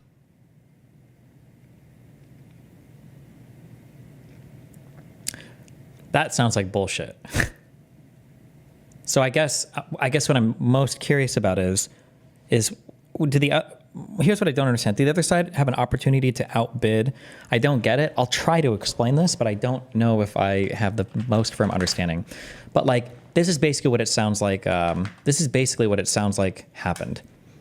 Some guy basically gets charged, and he owes $100. Okay, he gets sued. He has a judgment for $100 that he needs to pay to people. All right, now. He only has like $10. Okay, that's it. So all of his shit is like, they're trying to auction shit off to like make his creditors whole, and he's got creditors that have so much, money that they deserve or are entitled to based on these judgments. All right, but he only has $10. So they decide, okay, well, we're going to take your $10 worth of assets and we're going to auction these off to basically buyers, and we're going to take the proceeds of that. We're going to take the proceeds of this $10 and we're going to distribute it to all of these different parties that you owe money to. Okay, maybe maybe $2 here, $3 here, $50 here, right? Well, I don't understand exactly why 100%. I'll say buyers here, okay? But I don't know why exactly, but it sounds like under most of the deals, a lot of this money, like 97% of this money, was going to go to the people here that had $80 outstanding. 97% of this, and only 3% was going to be split up to all these guys. So they were only going to get like 30 cents. Okay, they were fucked. All right. But it sounds like what the lawyers said was, okay, if we go to either a different jurisdiction or make a different deal or something, okay, because there were certain administrative fees that were going to be paid towards the lawyers, right? The lawyers, for instance, they were going to get $3 no matter what. No matter what the final judgment was, no matter what the bid is, the lawyers are always going to be getting paid $3 basically in order to do this bid, or in order to do the transaction, everything. It sounds like what the lawyer said is, listen, we're going to go bid on this, okay, but we're only going to take a $2 payout. And so when we win this, all right, 97% is going to go to the guy that has $80 outstanding, and the 3% is going to be split up to the rest of you people. But we're going to take the extra $1 that we would have charged, and we're also going to give it to you guys. Which means that because of how big the split is here, these guys only have to bid $10 in order to like actually get these people that are owed 3% more money. Then a person bidding against them would have to bid way, way, way more than $10 in order to make this good for all the creditors. But I just don't understand why they're allowed to sneak it like this, because I feel like the other lawyers probably said, okay, well, fine, fuck it, we'll drop our administrative costs then if that's what you want to do. But I don't understand how transparent that whole process was. I just don't know why they were allowed to do that, I guess, if I'm understanding that correctly. This deal maximizes value for all the creditors, which is his job. It's kind of beautiful. No, it was the Connecticut family that took less. Yeah, but then why? But it's a bid, right? So I don't know if the people owed the money should have like a preferential status in who's allowed to. Wait, did the admin fees really reduce? I don't think so. I think the Connecticut people agreed to take less. Is that true? It sounded like they were reducing the admin fees. Hold on, let me go back to this. That's what it sounded like was happening. But let's got $850,000 and so on. In the event, FUAC's bid was $3.5 million or $2.85 million after the administrative costs. 25% of that is $712,500. And so the Connecticut parents promised to get the Texas parents to $812,500, which would make them materially better off under this deal. So just to finish this math problem, the Onion's best and here's a legal pro tip. Fuck. Sorry. Okay, everyone. Oh, okay, never mind. So the people making them whole wasn't the law firm, or it wasn't the bidding people or whatever. It was the families that were going to make them whole. Okay. But then the families were giving a preferential treatment to one set of bidders. Are they allowed to do that? The Onion, through Global Tetrahedron, upped its bid to $1.75 million. But the Onion's bid had what they called a distributable proceeds waiver, meant to ensure that the Texas plaintiffs would get $100,000 more under the Onion bid than under any competitor's offer. Oh, okay. I understand now, I think. Okay. Which would have made more of the creditors happy. But then who decides who the winning bid is, I guess? It went like this. However much the auction brought in, the trustee and the auctioneer and the lawyers were all going to get paid first. And their cut was going to be about $650,000. That amount was always coming off the top, and whatever was left would go 97% to the Connecticut plaintiffs and 3% to everyone else. So if the FUAC offer of $3.5 million was accepted, the total revenue would be $2.85 million after that $650,000 administrative fee. And the Connecticut plaintiffs would get functionally all of that, because 97 cents out of every dollar recovered was coming to them. The Texas plaintiffs, along with every other creditor, would share just $85,500, which would not even make a dent in their legal fees. So the Connecticut plaintiffs said, we will forego as much of our share as necessary to get the Texas plaintiffs to a place where they are $100,000 better off than the next highest bid. Oh, the Connecticut plaintiffs, not the lawyers, the plaintiffs, the people, the parties themselves. Okay, interesting. Huh, okay. And to make that math even more fair, they said, let's call the Texas plaintiffs' percentage 25% as opposed to 3%, which was pretty generous. So here's a table explaining the math. If the bid from FUAC was $2 million, the Texas parents would be entitled to 25% of that, which is $500,000. And the Connecticut parents would then gross them up to $600,000 from their share. If the bid was $3 million, the Connecticut parents would ensure that the Texas parents got $800,000. I guess what I'm trying to figure out then next is why didn't the other side outbid them, or is the trustee allowed to take a lower bid without wouldn't the other side, shouldn't they have the ability to understand if this distributed payment model is at play, or $50,000 and so on. In the event, FUAC's bid was When buying a home, can't the buyers choose to accept a lower bid than the highest bid? I mean, not if you're selling your home in bankruptcy, no? Can you? Because they said to make their final best offer. Both sides were asked for their final offer independently. Oh, wait, if both sides were asked for they did outbid them in raw dollars. Oh, well, then who the fuck cares? Wait, then why the fuck does any of this even matter? If the Onion outbid the other side, then why does any of this matter at all? $3.5 million or $2.85 million after the administrative costs. 25% of that is $712,000. Somebody said the trustee has to act for the benefit of the beneficiaries. If the beneficiaries strongly do not want a certain bidder to win, then that will be taken into account. Okay, I didn't know that's true. If that's the case, I was unaware of that. I guess I'm trying to think of who the trustee is representing here, and I'm just thinking the trustee is representing the court, making sure the auction runs well. But if the trustee is representing the creditors, I guess that makes sense. The trustee, because what is the trustee trusted with? The trustee is trusted with the assets of the debtor to sell them off and to make the creditors whole. I guess the trustee isn't representing the court. The trustee is representing the creditors, I guess. Okay. $500. And so the Connecticut parents promised to get the Texas parents to $812,500, which would make them materially better off under this deal. So just to finish this math problem, the Onion's best and final offer was $1.75 million in cash. After paying the $650,000 in administrative expenses, that left $1.1 million. Under the 75-25 split, that's $825,000 for the Connecticut plaintiffs and $275,000 for the Texas plaintiffs. To get the Texas plaintiffs up to $812,500, that's the $712,500 plus the $100,000 that they agreed to get them, the Connecticut plaintiffs had to disclaim $537,500 and let the Texas parents have it. And that's exactly what they did. They cut a deal with the Onion to get paid on the back end out of ad revenue, and they handed the Texas plaintiffs more than $500,000 to ensure that Alex Jones wouldn't be able to use this platform. Oh, I understand everything now. I'm sorry. I get it. Okay. So at first I didn't understand who's the trustee representing. I get it. Okay.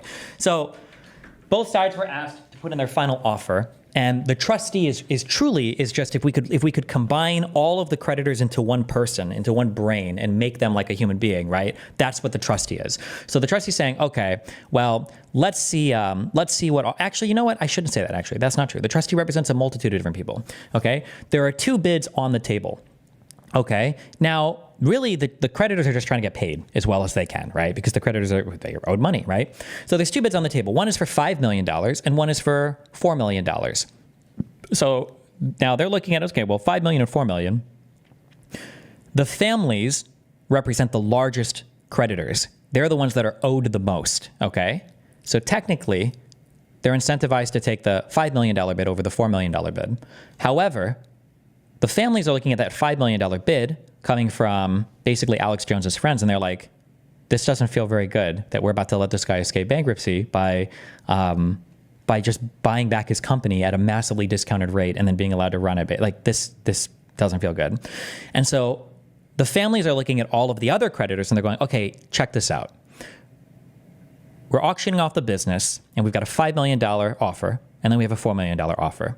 Now we've agreed that we're going to get like 97% or whatever of the proceeds of the sale, which is basically everything. However, if we take the lower offer instead, we will guarantee you guys up to $800,000 or whatever. And so the rest of the creditors are now looking at the deal and they're like, okay, well, in order to actually get that much money, these guys would have to offer like $50 million. So that's going to be way better for us. So if the families are willing to forego a decent chunk of change on what they would be paid, which to be fair, in this type of lawsuit, the money is just a nice thing, but the punitive thing is probably more important here. Like Alex Jones should be punished for this. The families are probably willing to forego more money, and then the rest of the creditors are made more whole. And then, so the auctioneer, the trustee, is going to accept the lower bid because of the distributive payment agreement the families have agreed to make as long as Alex Jones doesn't get control of the business back. I think that's what's going on here. Okay. Ugh. Does that make sense? Yeah. Which technically makes sense because at the end of the day, a court is here to provide, to some extent, relief for an injury, right? And then the families are being offered money, like in exchange for the severe defamation, the harassment, and everything else. But like, what if you were offered all this money, but it doesn't really make you whole at all, right? It doesn't actually help you. And like the bad shit that happened before is like just continues on. Well, the court judgment here didn't really serve its purpose. So not only would this technically be, I believe, in the letter of the law, it's also probably in the spirit of the ruling as well, that this is probably how you want to go. Okay. I think this makes more sense to me now. All right. Jesus. Is what the Onion did legally sound? It's obviously the more moral thing to do, but will it sell? It sounds like it, unless there's some process or procedure that I'm not aware of or I'm missing. It sounds like, yeah. But why small money equal more money? Small money equals more money because you've got 5 people that are owed money, and one of those people is entitled to 99% of the sale, and the rest of them combined only get 1% of the sale. However, that guy that's entitled to 99% of the proceeds, when he gets an offer to sell the business for $5 million, that $5 million sale is going to go to a guy that he fucking hates.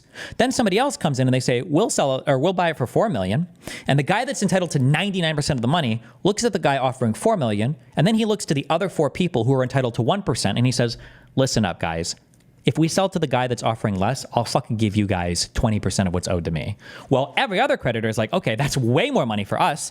And then the guy that's owed 99%, then now he's only going to get like 80%. He's like, yeah, I prefer this. I'd rather not go back to the dude I fucking hate. Then these other guys, they all agree to the sale there. That's the distributive pay, if that makes sense. Does that make sense? I think that's essentially what's happening here. Whoa, Jesus Christ. All right. I don't know if we need to rewatch it again now with that explanation, or we just listen to go on. Yeah. They agreed to get them. The Connecticut plaintiffs had to disclaim $537,500 and let the Texas parents have it. And that's exactly what they did. They cut a deal with the Onion to get paid on the back end out of ad revenue, and they handed the Texas plaintiffs more than $500,000 to ensure that Alex Jones wouldn't be able to use this platform to hurt people anymore. And Murray, the trustee, is almost certainly on firm legal ground when he says that this deal maximizes value for all the creditors, which is his job. And that is his job. I didn't understand when she said that's his job because I assumed that the trustee was like a representative of the court or something here, but it's not. The trustee is a representative of the creditors, and that would be his job. I'm in disagreements. What's your name? Are you Old Oak? How could you... What? Kind of beautiful. Naturally, Jones and his allies are treating this issue with all the nuance and seriousness it deserves. I'm kidding. He actually filed an absolutely lunatic complaint alleging that it violates his First Amendment rights to be associated with leftists and gun grabbers because something Hillary Clinton. Not today, Satan. Meanwhile, Collins and his counsel explained that they fully expect to emerge as the new owners of InfoWars. Yeah, look, we won the bid. We own InfoWars, and we are very excited about that. But is it true that you didn't have the highest bid? We did have the highest bid when you take into account the family's concessions here. They made a concerted effort to make this the best and highest. They didn't really have the highest bid. He's trying to explain it, but like, I don't know how you would shortcut the explanation that I just gave. It's probably going to sound like a scam to anybody unless you have to really take the time to explain it all. It's a little bit, yeah. When you take into account the family's concessions here, they made a concerted effort to make this the best and highest bid for everybody involved. On social media, Colin said, "We always knew the guys who currently run InfoWars were going to take this badly and use the loss to fundraise off it, and they did." But would the opponent have matched that offer if they knew?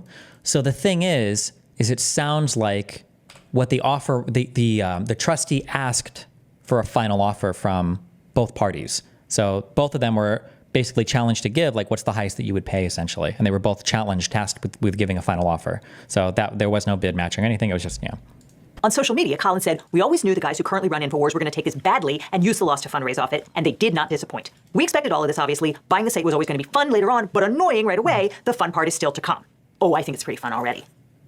Now, I would like to believe that out of all this, Alex Jones has learned his lesson.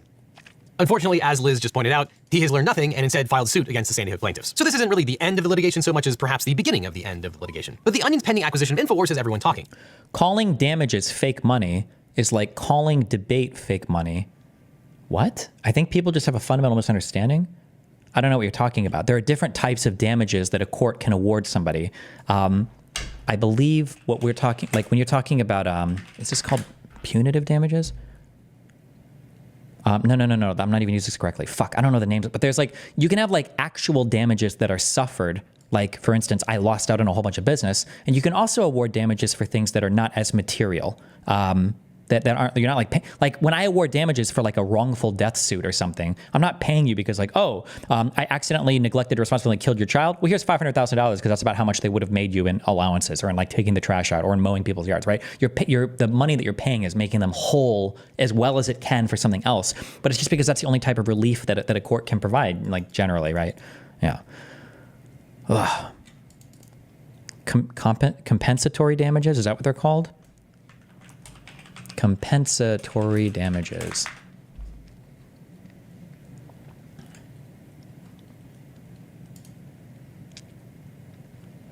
In tort law, compensatory damages, also known as actual damages, are damages awarded by a court equivalent to the loss a party suffered. If a party's right was technically violated, but they suffered no harm or loss, a court may instead grant nominal damages.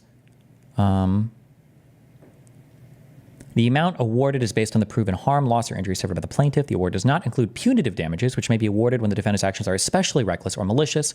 Oh, maybe punitive damages is what I was thinking of, actually. I think. I'll just read this. Hold on. Punitive damages, also known as exemplary damages, are the damages awarded separately from the actual damages from an event. Courts generally award punitive damages only when it is determined that the defendant has acted in a particularly harmful way. Okay, no, I think I was right initially. It is punitive damages. The type of harmful behavior that would award punitive damages would be serious misconduct of the defendant that was grossly and wantonly negligent or reckless. If the court or the jury determines that there should be punitive damages, the court usually awards the punitive damages on top of the initial compensatory damages.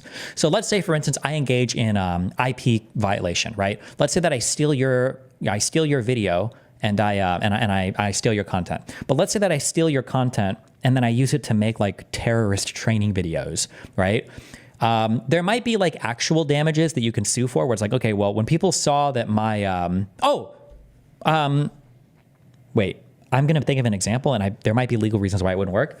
Let's say that you have a car, okay? Your car, it's a Frank's Lawn Care. Let's say that I buy that car and I sell it to a friend in ISIS, and that car shows up in like a terrorist video, and they didn't actually remove the advertising or something from it, right? So it's like IP theft, and now it's showing up in terrorist videos, and nobody wants to go to Frank's Lawn Care anymore. You might be able to sue in civil court and get real damage, actual damages, right? Your compensatory damage, right? So they'll say, okay, well, look, my business was, I made $100,000 this year, I made $90,000 last year, I made $80,000 the year before, I made $82,000 the year before that. I probably would have made another $100,000, but my business dropped to zero. I should be able to get awarded that in damages, right? Maybe you argue that in court successfully, and now you're awarded that in damages. But then let's say that you also say, also, my reputation is fucked, okay? People have sent me death threats. They're posting things outside my home. I've had people on internet spaces harass me and my family. Like, I'm getting actually fucked here. Like, it's insane. And somebody might look at me having sold the truck to ISIS knowingly, right? I knew it was ISIS, but like they wanted to offer me a lot of money for it, and I didn't do anything to cover up the advertisements. They might say, well, we're going to award punitive damages on top of that, right? And I believe, if somebody actually can give me a link to the damages, it wouldn't surprise me if the majority of the damages that were awarded in the Alex Jones case were punitive damages and not actual damages. But I don't know. Alex Jones judgments. Fuck. Can I just see, like, when I Google this, there should be like just court documents. Just show me the court documents. I don't want to read a fucking stupid fucking summary bullshit. Just show me the court documents. Is there any? Somebody link it.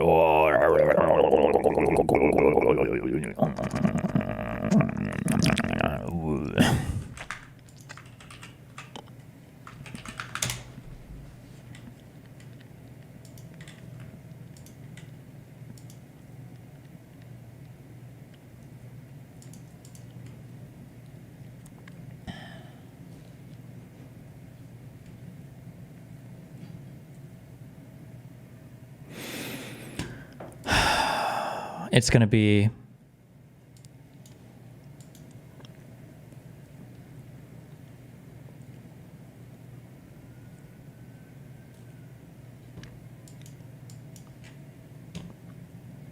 This is another thing that there's no excuse for this. I used to give so much credit to, I don't give any credit. There's no excuse for this. You should always be linked. Court documents are made publicly available on all of these counties' websites. There's literally zero excuse that you're just linking to your bullshit ass, absolute ridiculous fucking website. At the very fucking top of this page, here's a link to the court reporter. Here's a link to the county, whatever. All of it. All of it should be listed. Like right at the, it's a fucking news article about a court case. Why would you not have a link to the actual fucking court documents? Sorry. It's actually insane. InfoWars lawsuit.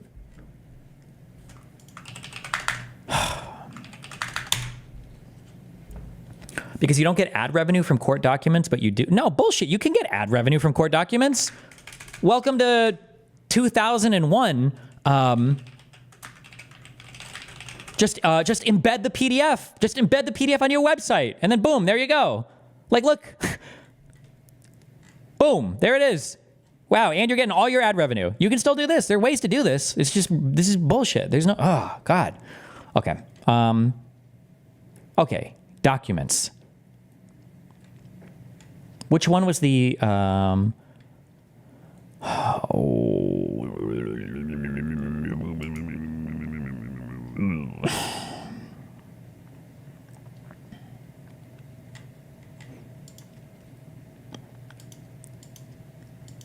motion for default judgment. This is just awarding. This isn't the amount. This isn't going over the amounts though, right? Or this is just saying they've basically lost the case for. Good one. Wow, you couldn't print out a new fucking order. Cringe.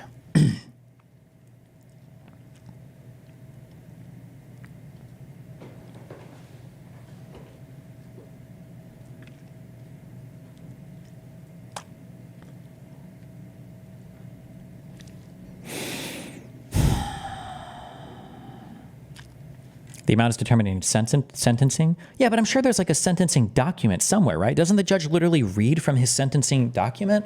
Doesn't he literally have this? Am I crazy? Is that not true? Hi, what do you want?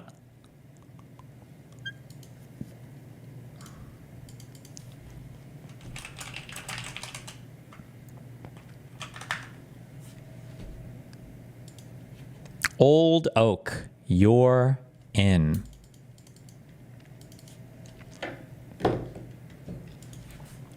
Judgment. Court.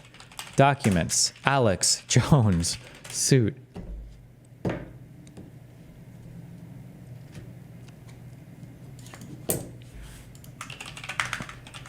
Oh my God.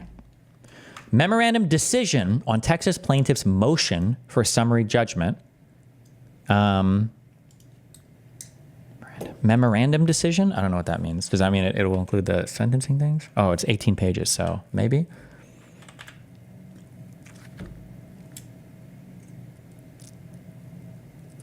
For the reasons stated above, summary judgment is granted on the Heslin defamation debt claim consisting of $110,000 in compensatory damages. So that's that first class bucket. That would be like lost business, I guess. And then, or like basically like that, or some type of like real damages, like actual harm, monetary harm, I guess. And then 4.2 million in exemplary damages. And that sounds like it would be the punitive one, right? Okay. So in here, I don't know if it was like that in the other case. So then, okay, look at that. My prediction was right. because I'm a fucking god. Destiny, I'm muted. Yes, because you've pushed the mute button on your Discord. In the bottom left, unmute yourself.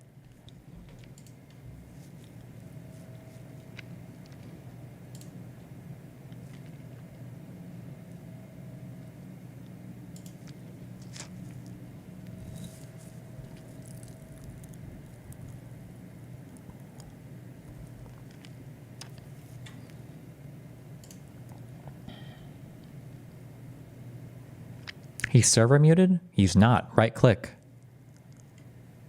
Server mute is not checked. Why are you retards typing that he's server muted when he's not? You're just guessing that I didn't check that? That I'd have no idea what a server mute is?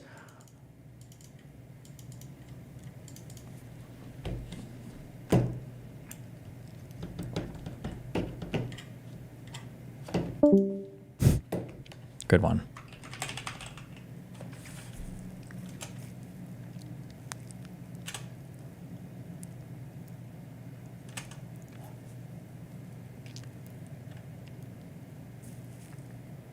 Oh, I wouldn't know this though. The jury awarded blah, blah, income center. Okay. As for intentional infliction of emotional distress, the jury awarded Heslin and Lewis each $2 million in compensatory damages. I would have assumed that would have been exemplary or whatever, but then they got $20.5 million in exemplary damages. Hello. Hello? Okay, what's up? Hey, man, listen, you really butchered that Onion video up, buddy. Okay, first of all, what's your background? Okay, I'm an idiot. I'm nobody. Listen, I can run through really quickly with you, really concisely. Okay. So, Connecticut family got a $1.something billion award in their court order, right? Mm-hmm. The family in Texas only got $50 million. Okay. So the ratio of that is so extremely fucked up. That's why they were saying that the family in Texas was not going to get but 3 cents, right? 3% of whatever the settlement was. So okay. That was the problem, is any settlement they got was going to be like, I think that she mentions is going to be like $85,000 for not only the family in Texas, but all the other like creditors. Creditors, yeah. So the thing that was confusing me though was at the end, the family in Texas ends up getting $800,000. And that's because the Connecticut family pretty much gave them everything that they were awarded. They were awarded $500,000, and the family in Texas was awarded $275,000 at the end of the day. So what the Connecticut family did, since they agreed to give them $800,000, they made them $800,000 plus the $100,000, and then the Connecticut family decided to recoup their court-ordered amount with revenue from the business. Yeah. Yes, that's where they're going to make it all back. But I was so confused at first because I thought the Connecticut family was awarded $1 billion, and then they wanted to get rid of the thing. Like you said, you were right about that. Like they wanted to sell it to Onion because they didn't want. Wait, what did I say? Wait, what did I say that was? You just repeated everything I said. What did I say that was wrong or that I botched? You were saying that the reason that the money was going to you kept using these weird amounts. First of all, you were saying 5 million and 4 million. Yeah, I was hypothetically, I was just using example numbers. Yeah. Well, the problem is the 5 million and 4 million, the bids aren't even really what matters. The only thing that mattered is that the Connecticut family's ratio of award through the court order was so much larger than the Texas family. So no matter what the bids were. Yeah, that's what I just said. That's really why, because they were using a distributive payment model, it was able to make whole more of the creditors than if they would have accepted the bid from the other people. They didn't want it. Yeah, but. Well, not more of the creditors, because the smaller creditors don't really matter. It's just the two families that are the ones in question, the Connecticut family and the Texas family, because they're awarded the most, right? Sure, but I'm sure they were happier with the deal as well, right? They literally get more money from it, and they're probably happier as well now to see the business sold back to Alex Jones. So they're made whole more in literally every other way, emotionally and like nominally. True. The Connecticut family especially is, because they're going to get back in. So yeah, it worked out great for both of them. Yeah. Okay. Anyway, that's all I wanted to say. Thanks a lot. All right. All right. Hey, buddy. All right. See ya. That's the kind of guy that goes permaban from my subreddit, is when somebody, that is a, in case you're listening and you don't know the standards that I ban people for, when somebody makes a post on my subreddit, like, Destiny's such a fucking idiot, he botched this whole thing, and then they just restate basically what I said, it's like, okay, dude. Bloop. We call that a permaban.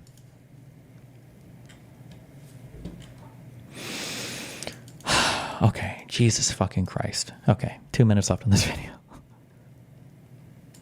The sale's been covered by 476 news outlets, with 109 of those sources leaning left and only 54 leaning right. But the fascinating thing about the story is that most of the coverage is actually balanced, with 132 news sources approaching it from the center. I guess most people just really hate InfoWars or just really love The Onion. And the news stories from the center left focus on how The Onion aims to shut down conspiracy theories. And they also delight in what Vanity Fair calls karmic justice. On the other side, Fox Business reports that The Onion won the auction and that it promises to reintroduce the site as a parody of itself. And other right-leaning sources claim that the bankruptcy court rejected a higher bid by another group, which you now know is partially true and partially false. And the one thing that left, right, and center headline writers have in common is that they love the headline "No Joke," with many news sources using the exact same headline. Now, this is all possible thanks to today's sponsor, Ground News, a website and app developed by a former NASA engineer on a mission to give readers an easy, data-driven, objective way to read the news. And right now they're having their biggest sale of the year, offering Legal Eagle viewers 50% off their unlimited access Vantage subscription. You can scan the QR code or use the link in the description.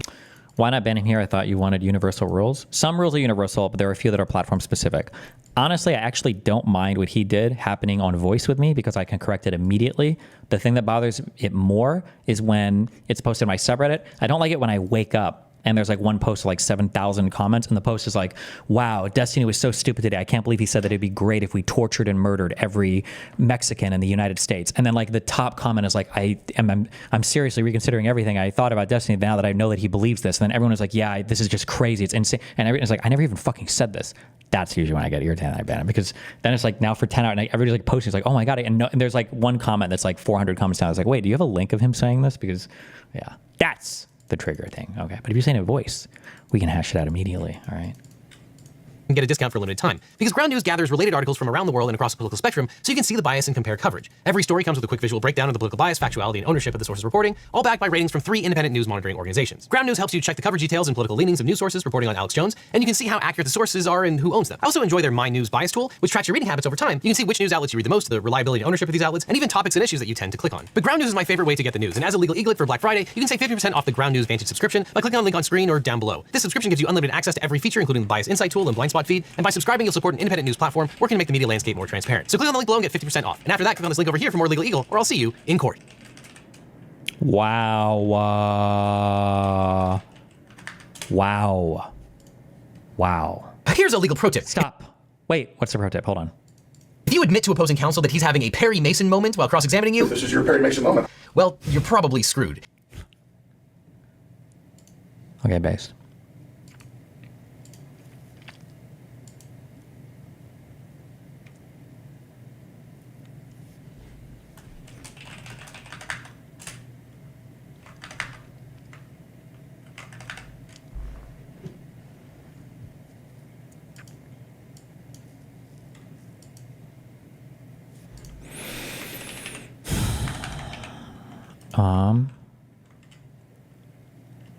Oh, Jesus. Okay, wait. 2 things. Meme thing? What is this? So an Ottawa police officer just sexually harassed me at the gym. As one does, of course. He was doing chest flies. I was standing in front of him, and I was respecting him in his fucking space and wanted him to be able to see his form, so I kept moving out of the way so that he could see himself in the mirror. And after I did this twice, he stops me and he's like, yeah, it's okay. I may just be a dirty old man. Here it comes. But I almost don't mind if you're standing in front of me while I do this. And I did what we all do as women when we get comments like that. I just went, ha ha ha, turned around and I was like, fuck, I hate men. And then I was really pissed and went to turn around to tell him, like, this is not okay, and here is why. And he was gone. I got a Good Life associate, told her, and she wanted to see where it happened so that she could find it on camera, because I was like, fuck, I don't want to. Okay, without relitigating all this, the reason why it's generally bad to make comments about women or how they appear at the gym or whatever is because it's this feeling of like having some dude sit next to you, make a comment, and you're like trapped and you don't know if he's going to follow you around or whatever. That's usually like the worst feeling ever. That doesn't sound like it happened here, though. It sounds like she was already kind of in his field of view, and it looked like she was moving awkwardly to stay out of the mirror or whatever, which actually can happen a lot depending on the gym you're at or where you're at. I don't know, like, if this comment was too much, it was like just barely. I don't know if they're, and the fact that he made the comment, he didn't follow up, he didn't say anything else, and then it sounds like he literally like finished his set and then just left. He didn't even know. I don't know if anything like, I don't know if this is like bad. This is. May just be a dirty old man. Here it comes. But I almost don't mind if you're standing in front of me while I do this. It's like he probably shouldn't. It's probably a dumb comment. But also like, this is not. And I did what we all do as women when we get comments like that. I just went, ha ha, ha. Turned around and I was like, fuck, I hate men. And then I was really pissed and went to turn around to tell him like, this is not okay. And here is why. And he was gone. I got a Good Life associate, told her, and she wanted to see where it happened so that she could find it on camera, because I was like, fuck, I don't want to come back here with this dude. Like, I'm uncomfortable as shit right now. He was there. I was like, oh, this is him. Confronted him. And then when I told him that was not okay, you made me feel uncomfortable, he was like, I'm sorry. And I was like, no, like this is not cool. It's not okay. Then he tells me, I actually rescind my apology. Anyway, here's the video. Okay, all right, let's see the video. Maybe it was really creepy. Tone and everything is kind of important here too. Okay, here we go. We got a video. And I kept moving out of the way. Oh, that's him. Ew. Oh, fuck off. No. I don't give a shit. It's inappropriate. I don't appreciate it, and it made me feel fucking uncomfortable. This is a place where I come to feel fucking safe. I'm Oh, I should be. Yes, I know. And you made me feel unsafe. I don't fucking appreciate that. And for me to have to go, no, it's okay. No, it's not okay. Okay. So she's also like, this is kind of that binary thing. So she's not the only remedy that she's seeking, the relief that she just wants somebody banned from the gym forever for that comment, I guess. But I'm fucking autistic. This is my fucking safe space. I come here to fucking lift, and you're fucking disgusting. As I'm moving out of the way so you can see yourself in the fucking mirror. Fuck you. Wow. Wow, what? I rescind my apologies. You're nuts.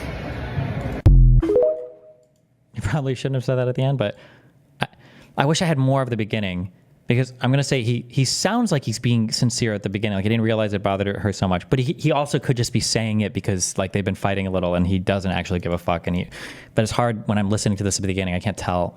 It's not that I can't. It could be either way without knowing more. And I kept moving out of the way. Oh, that's him. Ew. Oh, fuck off. No. I don't give a shit. It's inappropriate. I don't appreciate it, and it made me feel fucking uncomfortable. This is a place where I come to feel fucking safe.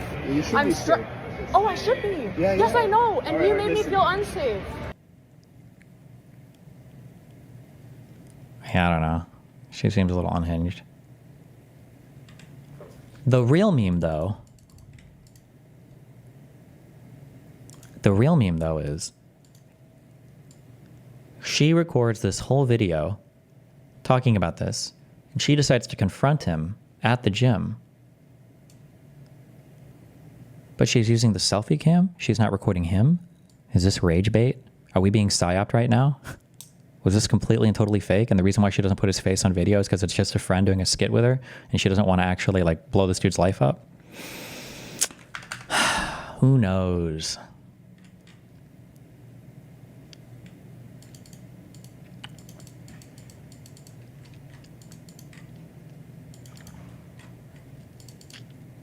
The only reason why I'm slightly sympathetic towards the guy here is because depending on the gym you're at, there can be like really weird instances related to mirrors. I don't know if people that make gyms try to set them up in the most awkward fucking way possible, but there can be times where you're doing lifts and there's like an area in front of you where people can like do other things, and you're trying to see yourself in the mirror, and then somebody notices that you're trying to see yourself in the mirror, but there's not like space for them, and you can tell that they're trying to move so that they're not blocking, like you're looking at yourself, but you might also not care about seeing your reflection. So you're trying to find some way to communicate, like, hey, you're fine, like you don't have to actually like move. But then if I say that, it sounds like it's because I want to just stare at you while I'm doing my lift. So I don't know, bro, fuck. You should just go in. The solution is just go in with sunglasses, and then you can stare at people all you want, and they'll never fucking know.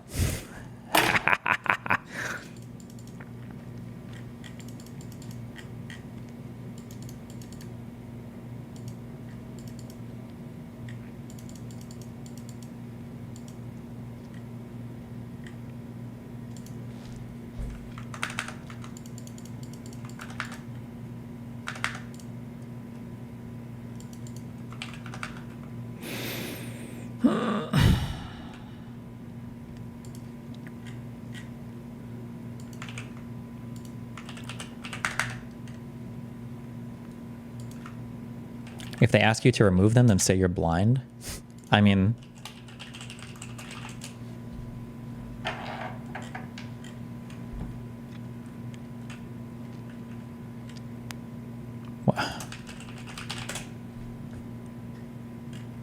Why is it so hard to find everything? No. Hello?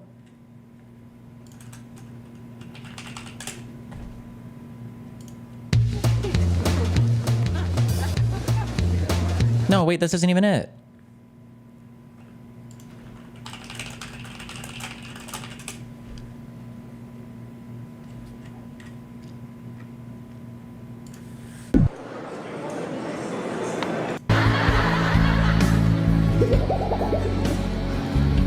It's this guy.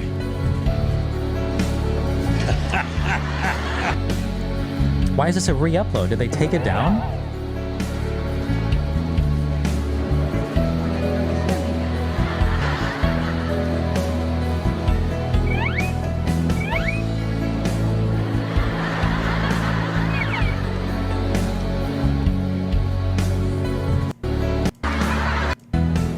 I feel like none of these people are real. I feel like they're all fucking actors. They definitely are.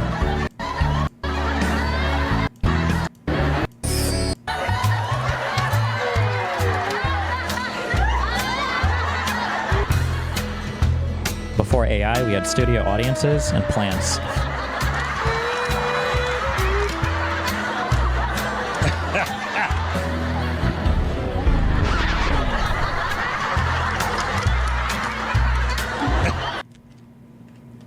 The weird thing is I used to know, I knew a blind girl in college. She was friends with me and my my first girlfriend. And I just assumed, I don't know if it's because I'm ableist or just young or whatever. I just assumed that if you're blind, your eyes are just like crazy. You're just like looking at fucking wherever. But I think blind people, or maybe, I don't know, maybe she was like a special gifted blind person, are pretty good at like looking at appropriate areas. Like they look where they're supposed to and their eyes aren't just like staring at fucking people generally. But I remember that I thought it was so funny.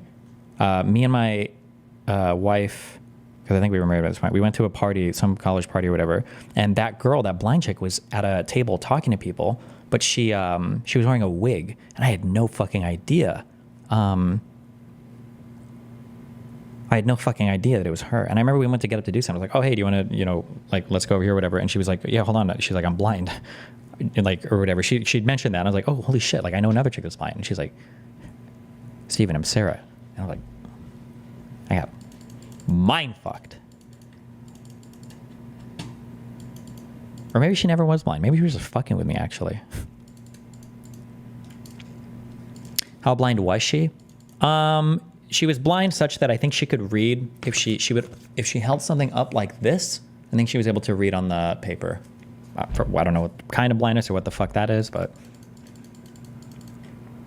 was she bald? No, she just had a wig on for some reason. It was probably a Halloween party or something. I don't know.